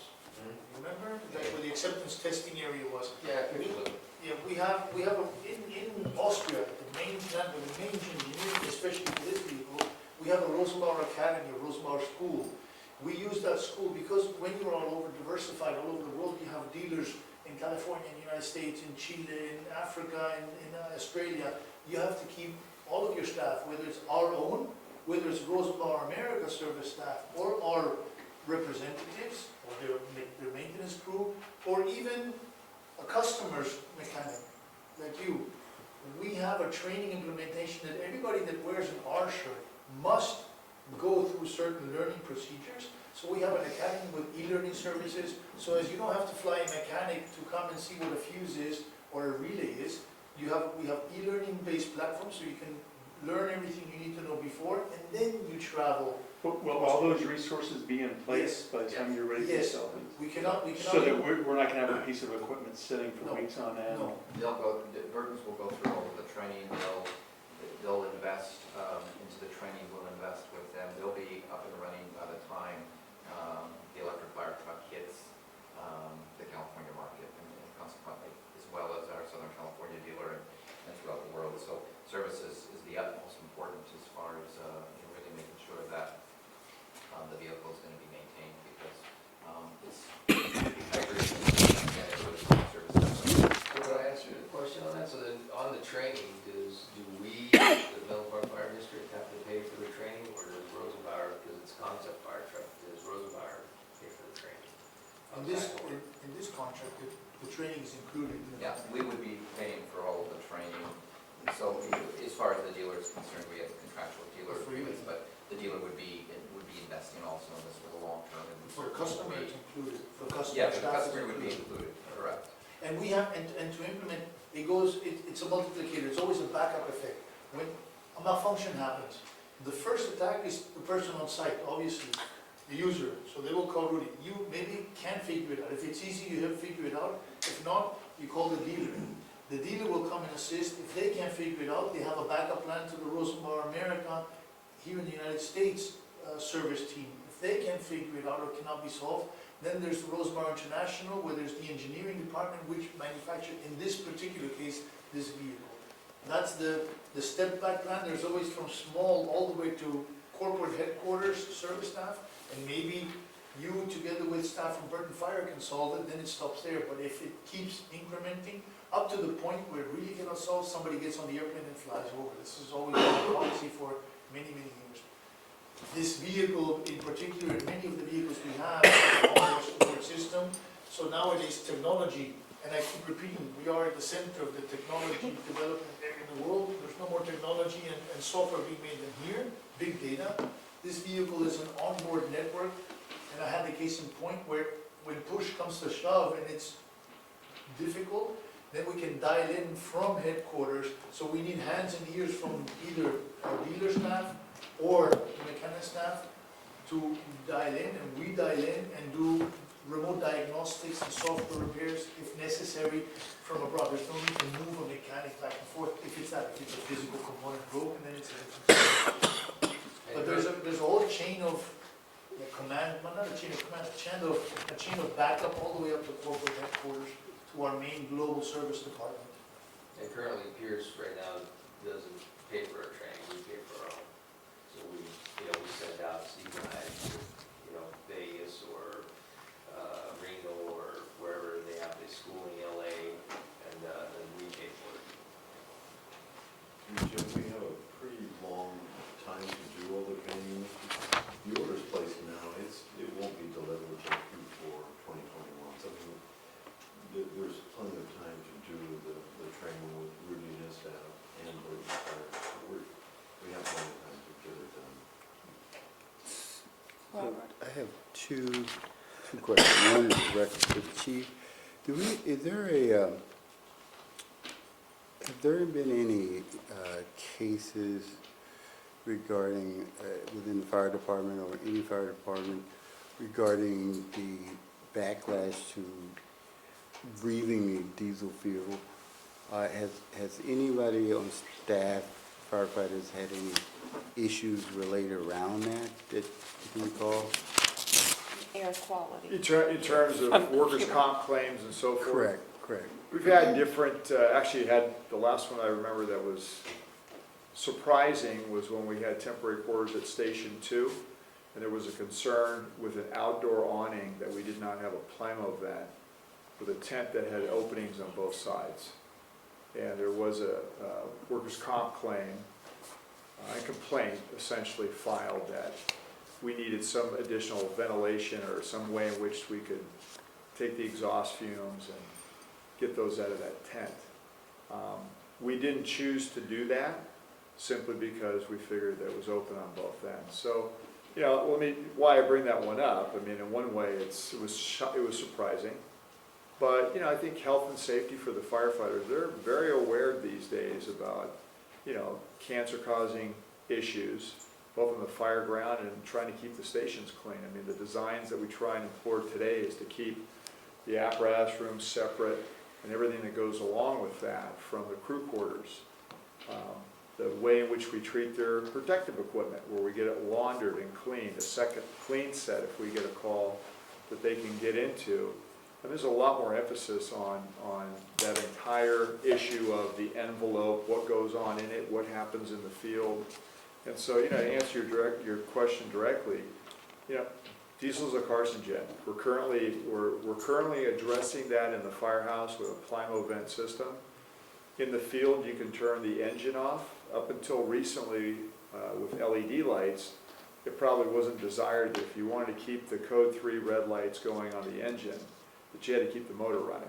Because if you didn't do that, you basically tempt the issue of the battery going dead and not being able to fire up the engine. So, you know, now with LEDs, they draw less. With the old style lights, some of the older engines that we have, you wouldn't want to necessarily, again, turn the motor off on the diesels. So he has one more question. No, go ahead, Ron. No, go ahead, Mark. The last question is for getting back to the team here. You mentioned that and my question is related around the deliverable. What is the expectation of the deliverable? I hear that it's in concept. It really won't happen until another 2 years, maybe, that the truck will actually be delivered. So is that deliverable kind of, I'm sure you got an idea of what it's going to look like and what it's going to feel like once you deliver. Are you going to deliver us with 3 tires or all 4? Well, Or tires. Four tires. Or tires. 4 tires and 1 spare tire. Okay. 1 spare tire, so 5, 1 not mounted. Yeah, the deliverables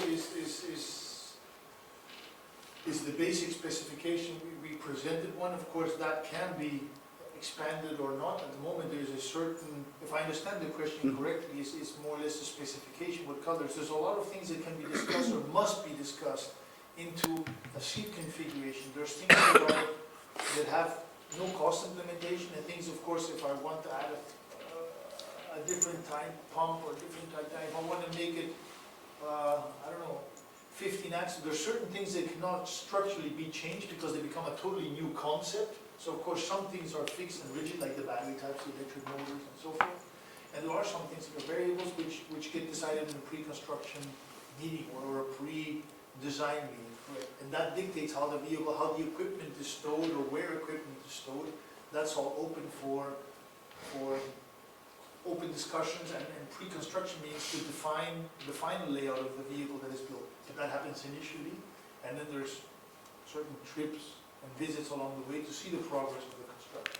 And you have that conversation with the customers? Sorry? You have that conversation with the customers? Yes, the pre-construction is with our, normally, and especially in this type of case, the pre-construction meeting, because there's so much new possibilities, there's so many versions of configurations to be seen of how to store equipment, that it's hard to put it all into paper, and we always hold, and especially with these vehicles, the pre-construction meetings back at the factory in Austria, because we have the whole fleet of engineers. If we would like to have, I don't know, I have to come up with an example, we would like to have this mounted in this way, or what possibilities are there, and we can walk down to, because we have literally hundreds of vehicles in the factory floor, we can always look one where we have the solution visible in 3D. You can always test it, feel it, and we have all the engineers at hand necessary if it goes into a very deep engineering type questions. So pre-construction is always held at factory correct, and that happens with the customer, always with the customer. Let me add one part of that too. So when Rudy went back to Austria, one of the things that he asked me, he said, how honest do you want me to be with what I see? And I said, I want to be real honest. Because that's the whole point of sending you as the mechanic, right? So, you know, when it comes to, you know, Rudy mentioned there's less moving parts, there's less things that need to be changed in terms of maintenance. That's good on a lot of different levels. But equally, you know, we have an Apparatus Committee here, and they're the ones that designed the fire trucks that we have in terms of how the compartments are laid out. What's in each compartment? What do we expect? You know, where are the hose lines? We would try and standardize that to some degree with what we have. Now, this is a different concept, so it's going to be somewhat different. You know, if you look at my report, I propose that we not use this as an engine company, but we use it as a replacement for Rescue 77. That's a good way for us to integrate it at a level within our organization to where it's not going to have a critical failure. An engine pumping on a fire is a lot different than using this as a rescue company where maybe you're going to pull a line off for a car fire, a grass fire, but you got to get that acceptance by the personnel here as well, and it's going to get accepted if it performs, if it doesn't fail, if it doesn't have problems. And so, you know, and Rudy doesn't have it in the shop all the time, and we're not going back and forth to Rosenbauer or Burton. So, you know, again, that would be how we would do it. But in terms of the spec build, that is what we do. So for every piece of equipment we have, you know, we try and standardize once we get to a point. We also try to make improvements from time to time based upon what the manufacturers are doing. These guys see at the shows that they go to, maybe another department that has a configuration or a type of storage or lighting, or you name it. There's thousands of different things that you can do. So it gets into what's the smartest and the best thing that we can do. And I know, I can't remember if Randy Kelly was here and did that presentation with you, Director Jones, but talking about the cabs and how we've tried to remove things from the cabs that for years we added in there, right? But if it gets into an accident, those things can be projectiles. So do we want tools inside the cab? Well, that could hurt you if you get hit and you roll the engine over. Do we leave the air packs in the cabs? You know, there's a big discussion about clean cab versus dirty cab, and again, carcinogens and things that you put in your vehicle right from the fire. Getting in a piece of fire equipment after a fire, wearing your dirty turnouts. You know, we're trying not to do that anymore. So, you know, there's a long discussion that's been had by those Apparatus Committee folks, to Director Solano's point, about how we would design it, and we would do the exact same thing. We would look at what they could recommend for again, a smaller rescue squad configuration. Not only what we're carrying now, but what else could we do and how would it be laid out? You know, then in timing, as it says in my report, if Rosenbauer was to say deliver this in 2022, we're predicting fourth quarter 21. So I just said, let's say 22. Essentially, our first replacement engine somewhere about 3 years later. And so what would happen is that in that period of time, we're going to make a real big decision about, are we going to go that route with a pumper? That's a much bigger thing to me than a smaller rescue squad that really we added for surge capacity and for different purposes. So, you know, that gives us time to make those decisions. It gives the firefighters time to see whether or not this is something that's working for them, because in the end, they're the ones that drive the fire trucks. They're the ones that, you know, have to use that piece of equipment to make sure that it's going to perform the right way. And that's why I say, even on the build, they're going to be intimately involved with the aspects of it that would make sense for performance. You know, and I, you know, again, I don't know how much you know how that all works, but that's a pretty important part.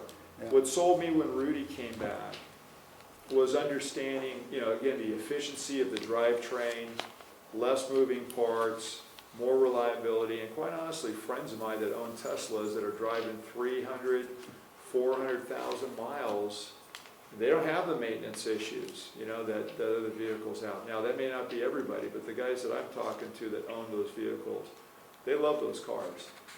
They got good torque, they're fast, they perform well. You know, I mean, there's a lot, so, you know, it's not as if Rosenbauer said, hey, we want to do this, but there wasn't an electric car that's been in play for years and years and years that, as they mentioned, they're everywhere, you know, then I probably wouldn't have the same thing to say. And again, if Rudy wouldn't have come back and said, we can make this work, and actually it would be a better thing in terms of our ability to do maintenance, service the vehicles, our downtime, some of the complications with the parts that we currently have today, you know, then I wouldn't be asking for them to come here and we wouldn't have this presentation today. Rob? Thank Did you, wait, Jim, did you Thank you, have Chief. In order to outfit this vehicle, because you said you want to use it as a rescue, Correct. what would be the equipment cost to outfit it? Well, we could do one of two things. We could take the equipment off the vehicle we currently have and just put it on the newer vehicle, Okay. which would mean that if the other vehicle goes out of service, you'd put that vehicle, you have to switch the equipment over, so there's a little bit of lag time when you do that. We've done that before. Ideally, you try and outfit a second piece of equipment so you have a turnkey unit, and we do have other turnkey units in terms of additional equipment. So those smaller rescue or utility rigs, we have several of those already, and there's, you know, again, I'd have to look at the inventory and what we have, but in many cases, I don't have a cost for you or estimate cost, but it wouldn't be significantly inexpensive, and I'll just say this on the new rigs too. A lot of the tools that we used to have that I'm used to, with motorized power units for the jaws of life, and these are all battery operated tools today. So most of what we're using already is using batteries, and it's quiet, and I'm not used to that either, because, you know, you guys talking about the engines are quiet or the motor driveline's quiet on these electric vehicles. Well, so are the extrication tools outside of what they're doing. What, you talked about the Apparatus Committee. What's their recommendation? Well, we haven't gone through that in terms of seeing the last version of this because it just was here the last several days. And that's why, again, tonight was the presentation. They had first bite of the apple when it came here. We asked people again if they wanted to get in it this evening. And so we still have to have those meetings to talk about, if we do this, is it appropriate at the rescue level? That's why I'm not trying to rush the vote here. That would be the last thing that I want to do. Well, that would be Make sure. one of the major, Yeah. you know, considerations on my part, because, you know, we're not professional firefighters, but I would definitely want the apparatus equipment, Rudy, your evaluation of the vehicle, before I make any type of decision to spend $1.2 million on a vehicle that we're going to get 2 years from now. Well, I don't think that's, I mean, I think it's the 200,000 right now, right? Would be a deposit, but again, tonight was not meant to be a But- decision point, so. Right. It's like we're fronting the money. You know, I had the same issue. I'd be very interested in knowing what the Apparatus Committee, what their evaluation is. We This did- Unit 77 now, what type of vehicle is that now? That's the smaller, I remember, it was a Jeep. What is it? It's not a Jeep product or? No, a Ford? it's a Dodge. Dodge. 5500 chassis, Cummins diesel. Like a one-ton pickup? Yeah, it's four-wheel drive. With a utility box on it. Yeah, it has a small pump, small tank, just kind of good for brush fires. You wouldn't want to chase down a house fire with it, ever. But it's good for small fires and small rescues. Is it, you know, Chief, does the Rosenbauer vehicle have greater capability than the currently outfitted Unit 77? That's a harder question because, again, how we would ask the Apparatus Committee to approach it and design it, you'd have to look at, once you go through the critical components, tank size, pump, and so forth, if you reduce the weight and it's not as much and there's more space, then you get into available configuration for compartment space. So I don't have all those specs, but that would be something they would look at, and they would essentially say, and I'm pretty sure, can we put all the equipment that we're currently carrying on this piece of equipment and in a configuration that would make sense for how we would want it set up, and then what are the spaces left? And, you know, without doing a side-by-side, you know, and telling Rosenbauer right off the bat, you know, here's the size of the pump, here's the size of the tank, and how many hose lines and so forth. We don't have that yet. And just so you know, remember, the last 2 days has been for them to see it as well. You know, that we have the firefighters here. This is new to them. And the first person to really see this is Rudy. And then when they toured the American facilities, since this is the only one, they didn't get to see this piece of equipment. They looked at the standard engine company builds to determine whether or not, you know, as we're moving forward on whether we go Pierce or whether we go with Rosenbauer or whether we go with someone else, what's our next move with our engines? You heard some of the concerns that Rudy has regarding the issues we're having with Pierce manufacturing. At the same time, that's the units that we're currently using. And one of our goals was to be standardized. So if you read the report, I'm not proposing to change to move to all electric fire engines right now, as you just heard. So right now, that's not where we're going in terms of this proposal, right, to go forward.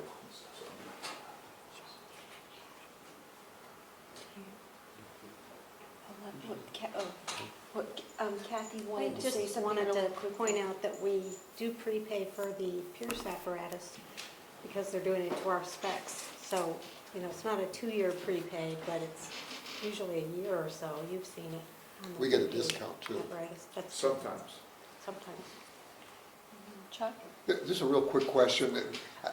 I don't know the right terminology, but I assume you have some sort of a recommended inventory of parts that you keep on hand that we would have. Spare parts.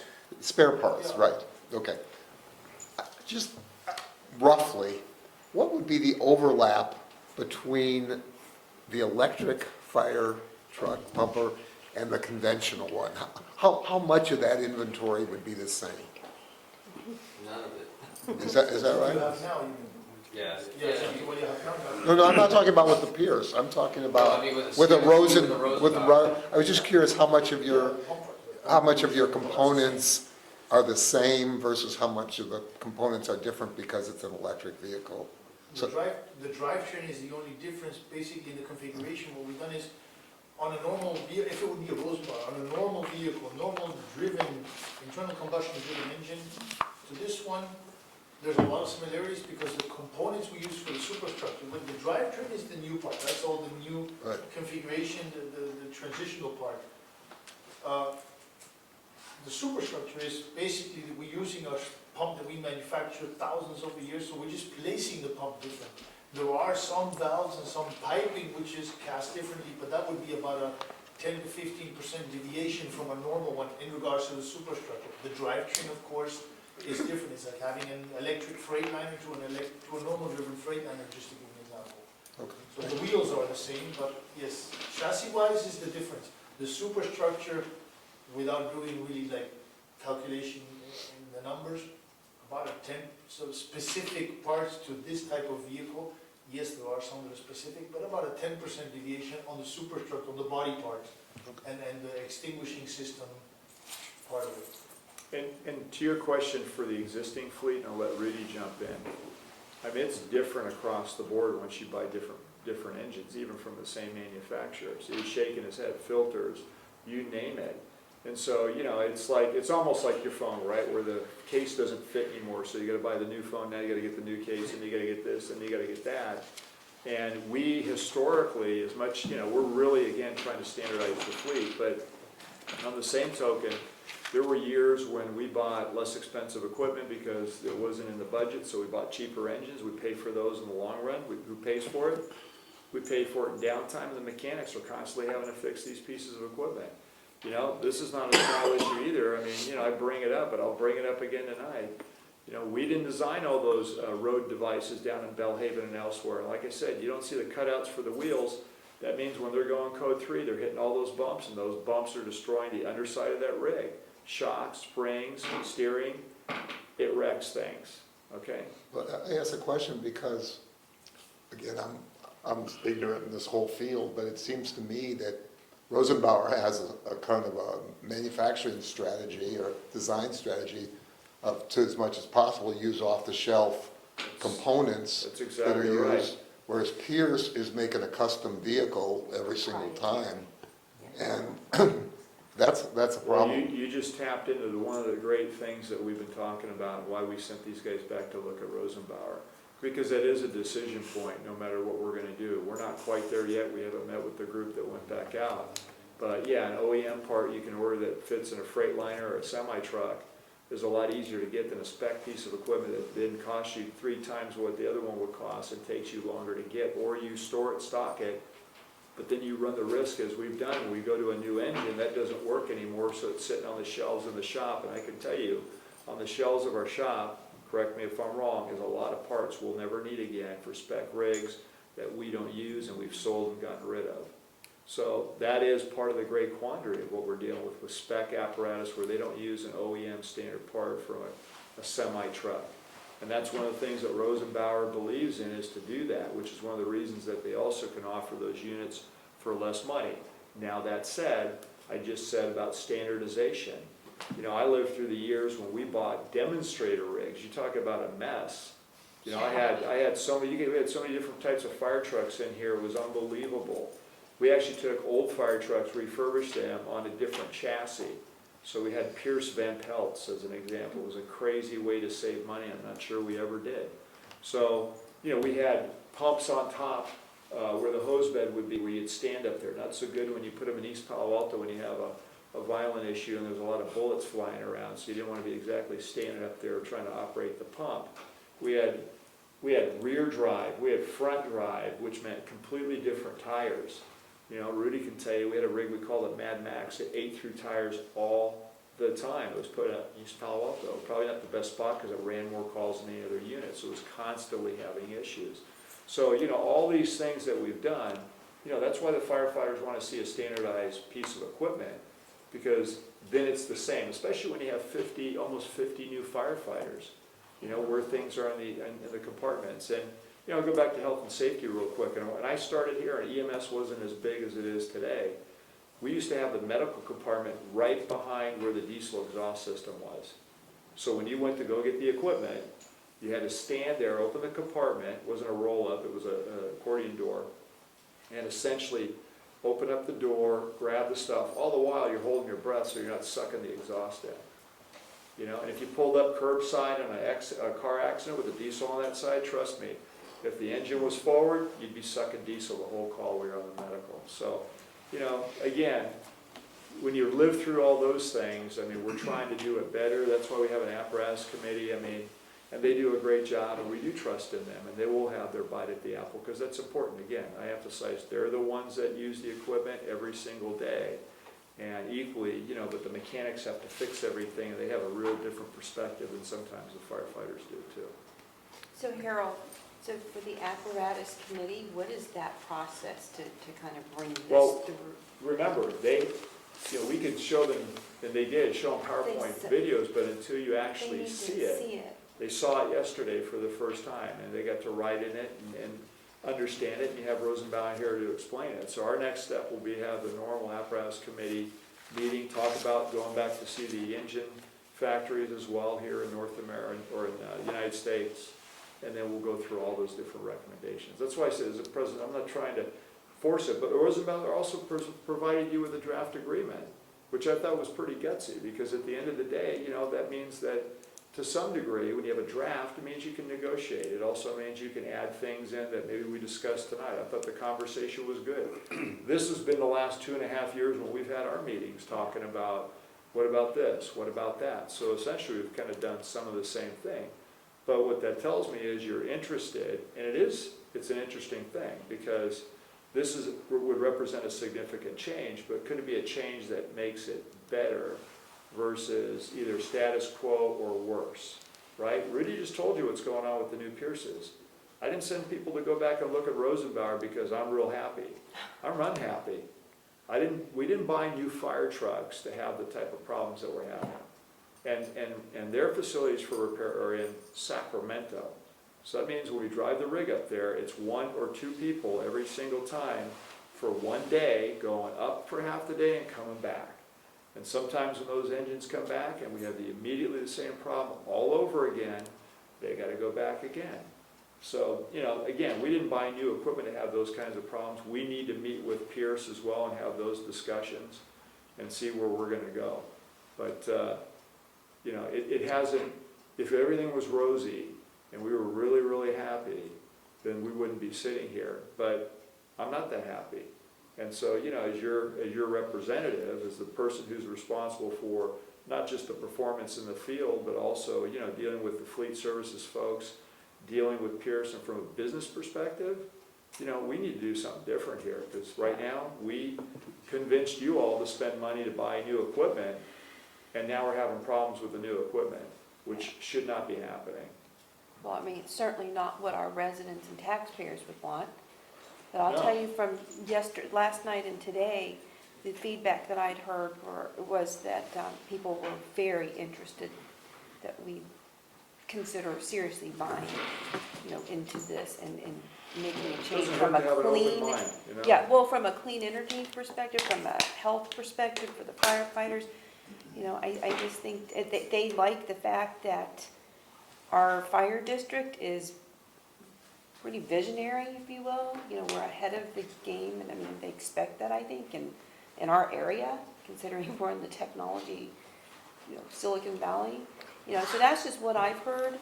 I mean, maybe others have heard something differently, but I think that, Rudy, thank you for doing what you've done, because I think your feedback is very important, at least to me, and I'm sure to the rest of the board and the Apparatus Committee for sure. Sure. The hour is slowly creeping away, and I want to wrap my head around the committee and the process, and also moving forward, because I'm ready to make a motion, and I don't know if I should make the motion, or, well, maybe I'll just make the motion first, and then I know there's We going can to be have some more discussion. we can have the more discussion, but it's all tied into the Apparatus Committee meeting, the contract being worked out with Rosenbauer, and what type of retainer or whatever need to be put forth first before the remainder of the payment take place.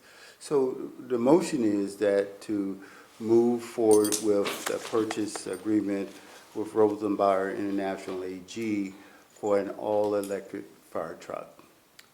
So that's my motion, and it can down the vine like leaves in the fall, but that's the motion that I'm putting forth right now to advance this process, because I'm a firm believer in this particular new process, a new vision for the fire department, and whether we get in it now or wait for everybody else to see if it's going to work, it's going to be beyond that point. That's the way of the future. I mean, the future is here. Whether we take it now or take it later, it's going to happen. So, it seems like we have a willing partner who's willing to make these specifications work to our advantage. And it's unlike the partner we have right now, where we don't have that relationship. So, that's the motion I want to put before the body right now, and Is there a second? back up on. I'll second it. I agree with Robert.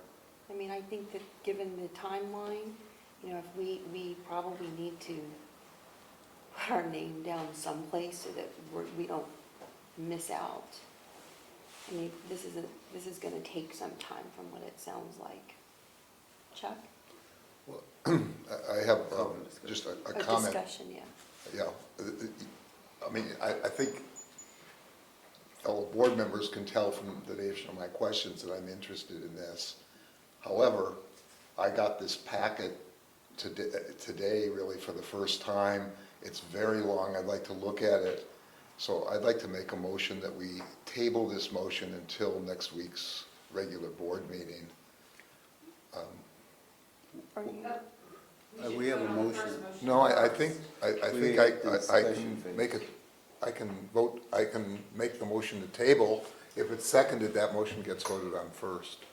No, we already got a motion on the table now that's been seconded, so you No, have to but he's vote on. tabling the We have to, either I have to change it to you, or we have to vote in and that dies. I think a and then motion come to up. table takes precedence over a regular motion. I don't know Robert's rule order that well, so you may be right. Edward? Yeah. Edward? Yeah, I think you would proceed with the motion that was pending first, as opposed to a sort of motion to substitute in front of it. I understand what you're saying, that would be my recommendation. unless, I'll let that go, but that certainly isn't correct, because it would make no sense at all if we voted on it. What would be the purpose of me making a motion to table something that was either passed or not passed? So that's not correct, but I will leave it where it is right now. If I hadn't made the motion, I can understand what your motion, it makes sense. But you saying my motion don't count. No, I didn't say that. I said But it this one does. motion takes precedence. Okay. I'll leave it up to attorney. I would recommend proceeding with the discussion of the first motion.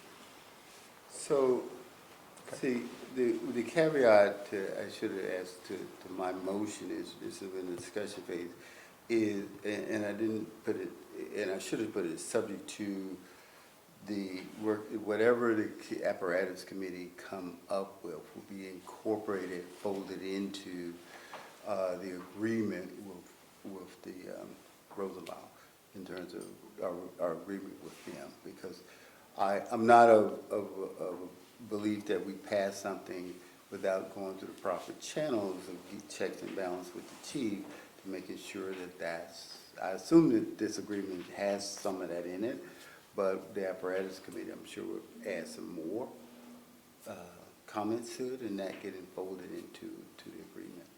Jim?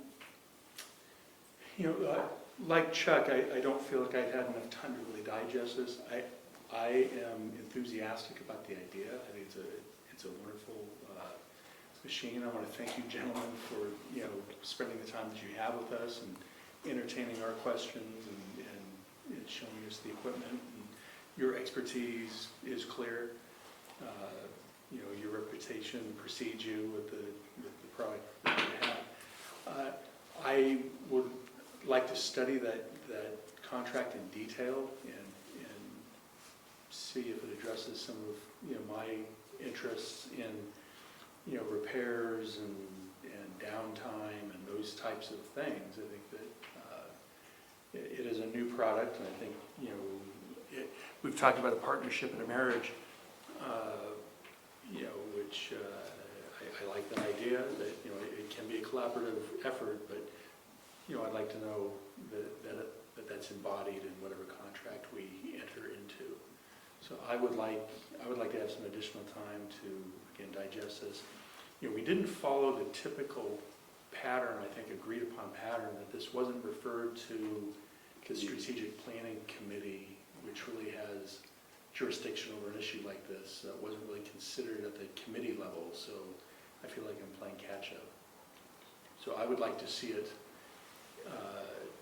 held on abeyance until our meeting next week and take a vote then. Rob?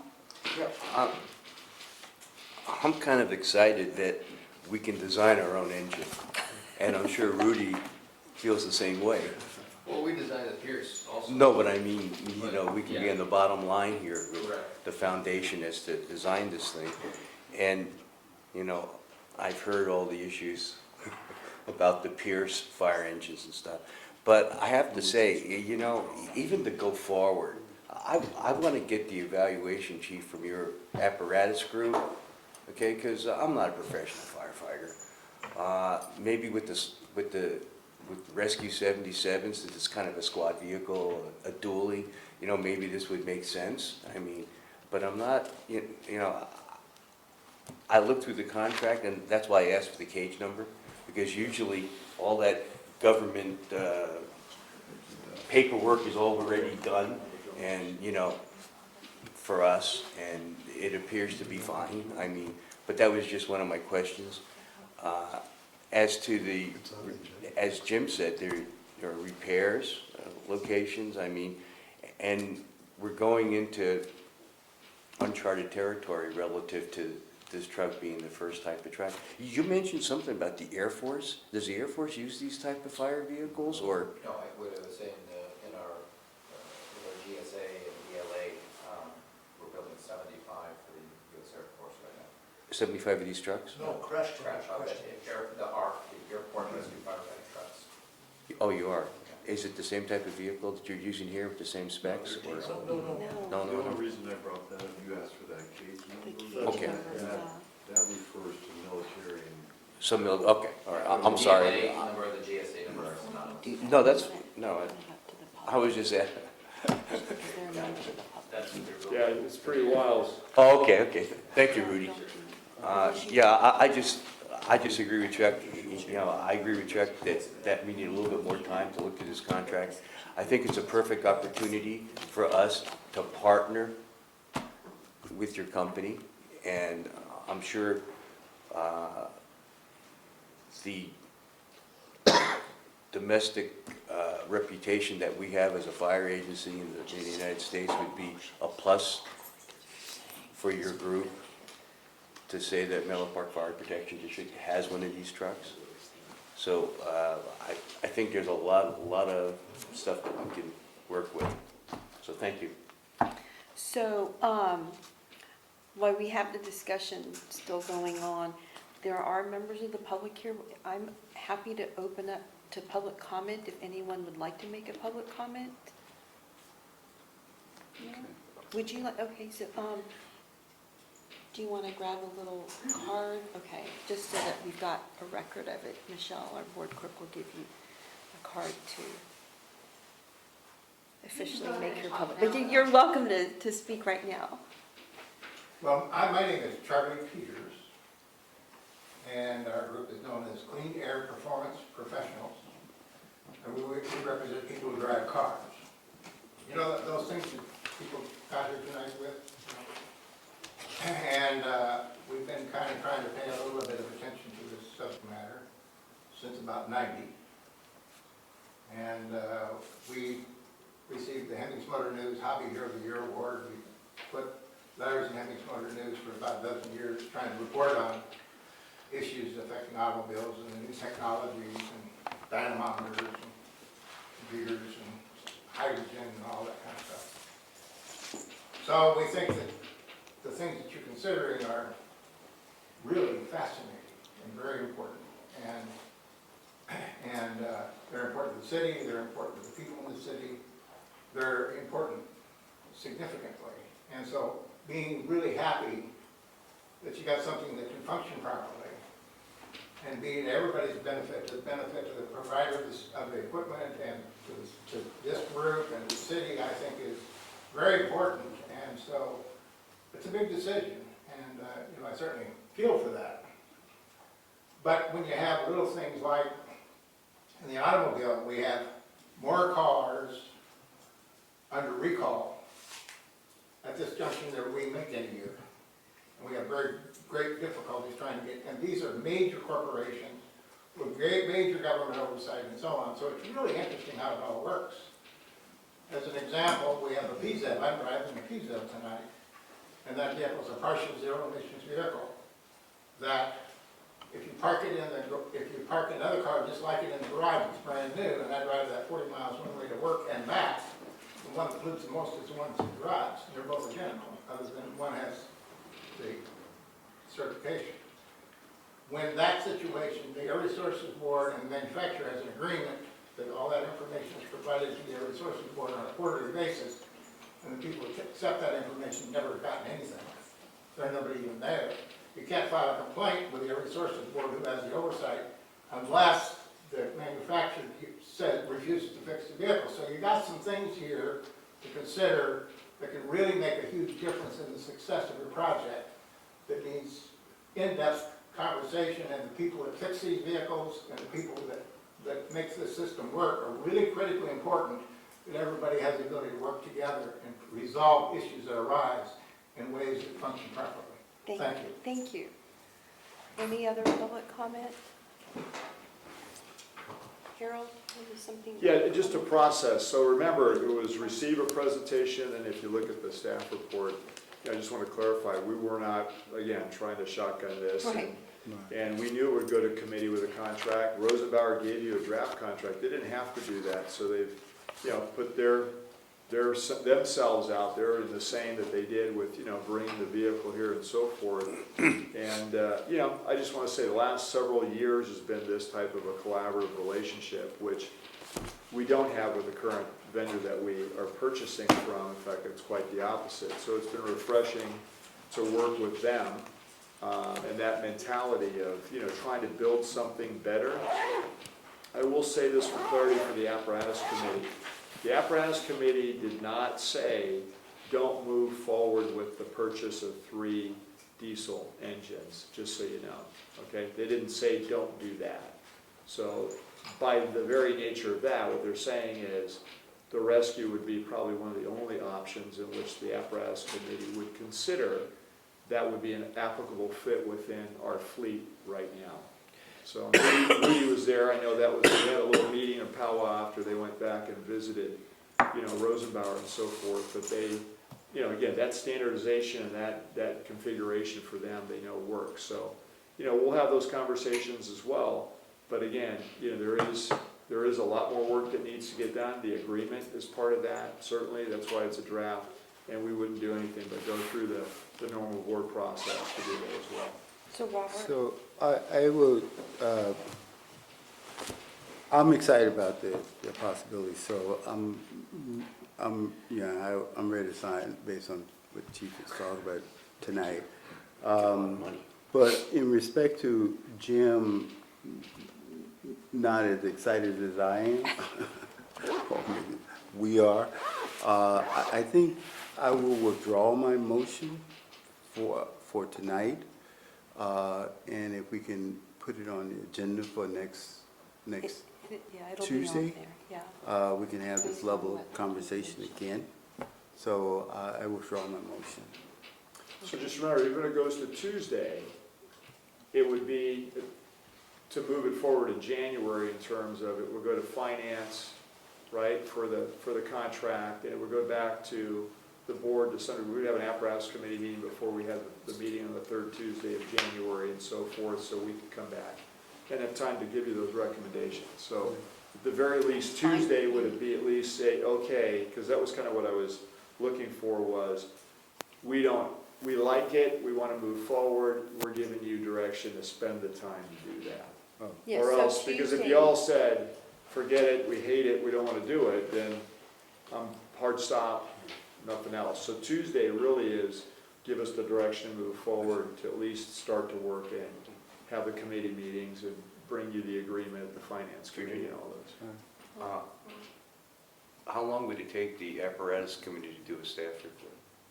Well, you have to have a meeting, they're on different shifts, so we just burdened them to, all be gone for several days. We had them here on yesterday in the morning. To get them together before Tuesday of That's next what week I was would be thinking, Rob. Were kind you of a thinking big, before it would be a Tuesday? difficult task. Were you thinking before Tuesday for a staff report for the next meeting? No, I was Or thinking what that would were be you impossible. Yeah, Right, yeah, And I that feel- was never in my thought. Yeah, no, process. That's no, I fast. understand that, but that's why I'm asking, when do you think would be your earliest time where you could get the staff report done? By the meeting in January.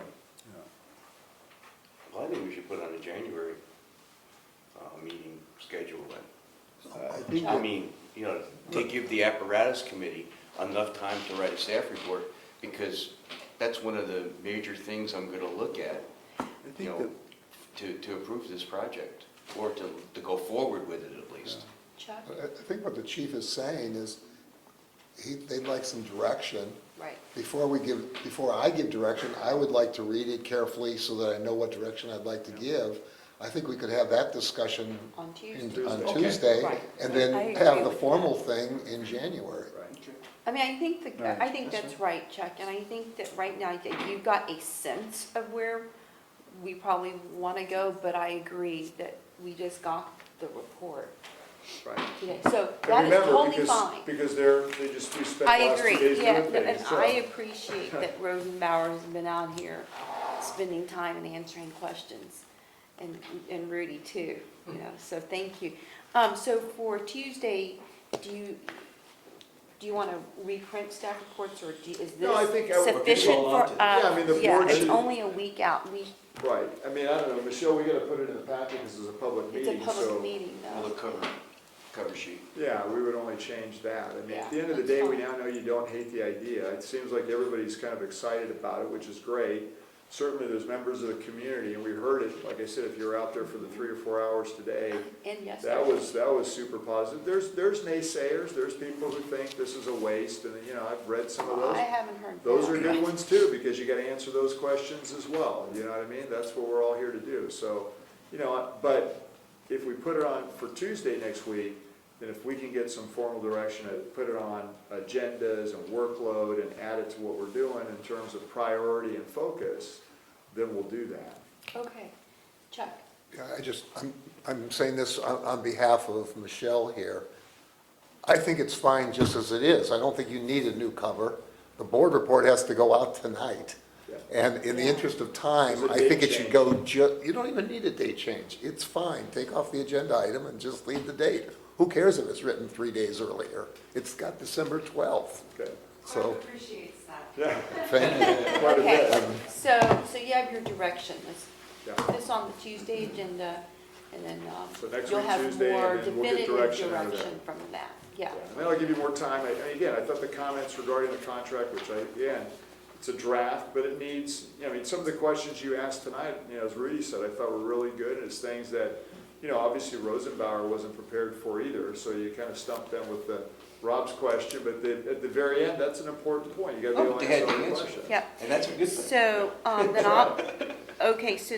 so item number 3 is gonna go on to Tuesday's agenda, so there's nothing to be discussed here, and I'll open it up to public comment number 2.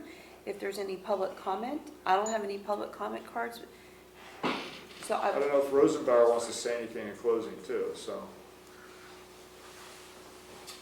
I guess just on behalf of Rosenbauer and our nearly 3,500 employees worldwide and 1,000 in the United States, we really are just thrilled to have the opportunity to present to you all in your community what we believe is a very forward-thinking change as far as how to fight fires and how to protect the community and how to save lives and do things in a responsible manner that is difficult, and it's challenging, and it's change. And we've seen it throughout the community. We've also seen it through social media. Some people think it's fantastic, some people are not 100% sure about it. But we have more than 156 years of experience, and I think it comes down to one thing, and it's the value that your department has within your community. And it's really one word. When they call, it's trust. And your community trusts the Menlo Fire Department. And that's what our whole company is built on, is trust. And when you're in this type of a relationship, you have to have trust that we're going to deliver, and we're going to live to our values that we have as a corporation. And that's why we've been in business for 100 and some odd years. So thank you very much for the opportunities today. We really appreciate it. And we appreciate your time. Thank you. Chuck, do you want to? I just want to make a motion to adjourn the meeting. Oh, I was just gonna ask you, is there a motion to adjourn? So, second? Second. Okay, all in favor? Aye. Aye, so the meeting is adjourned at 8:25. All right.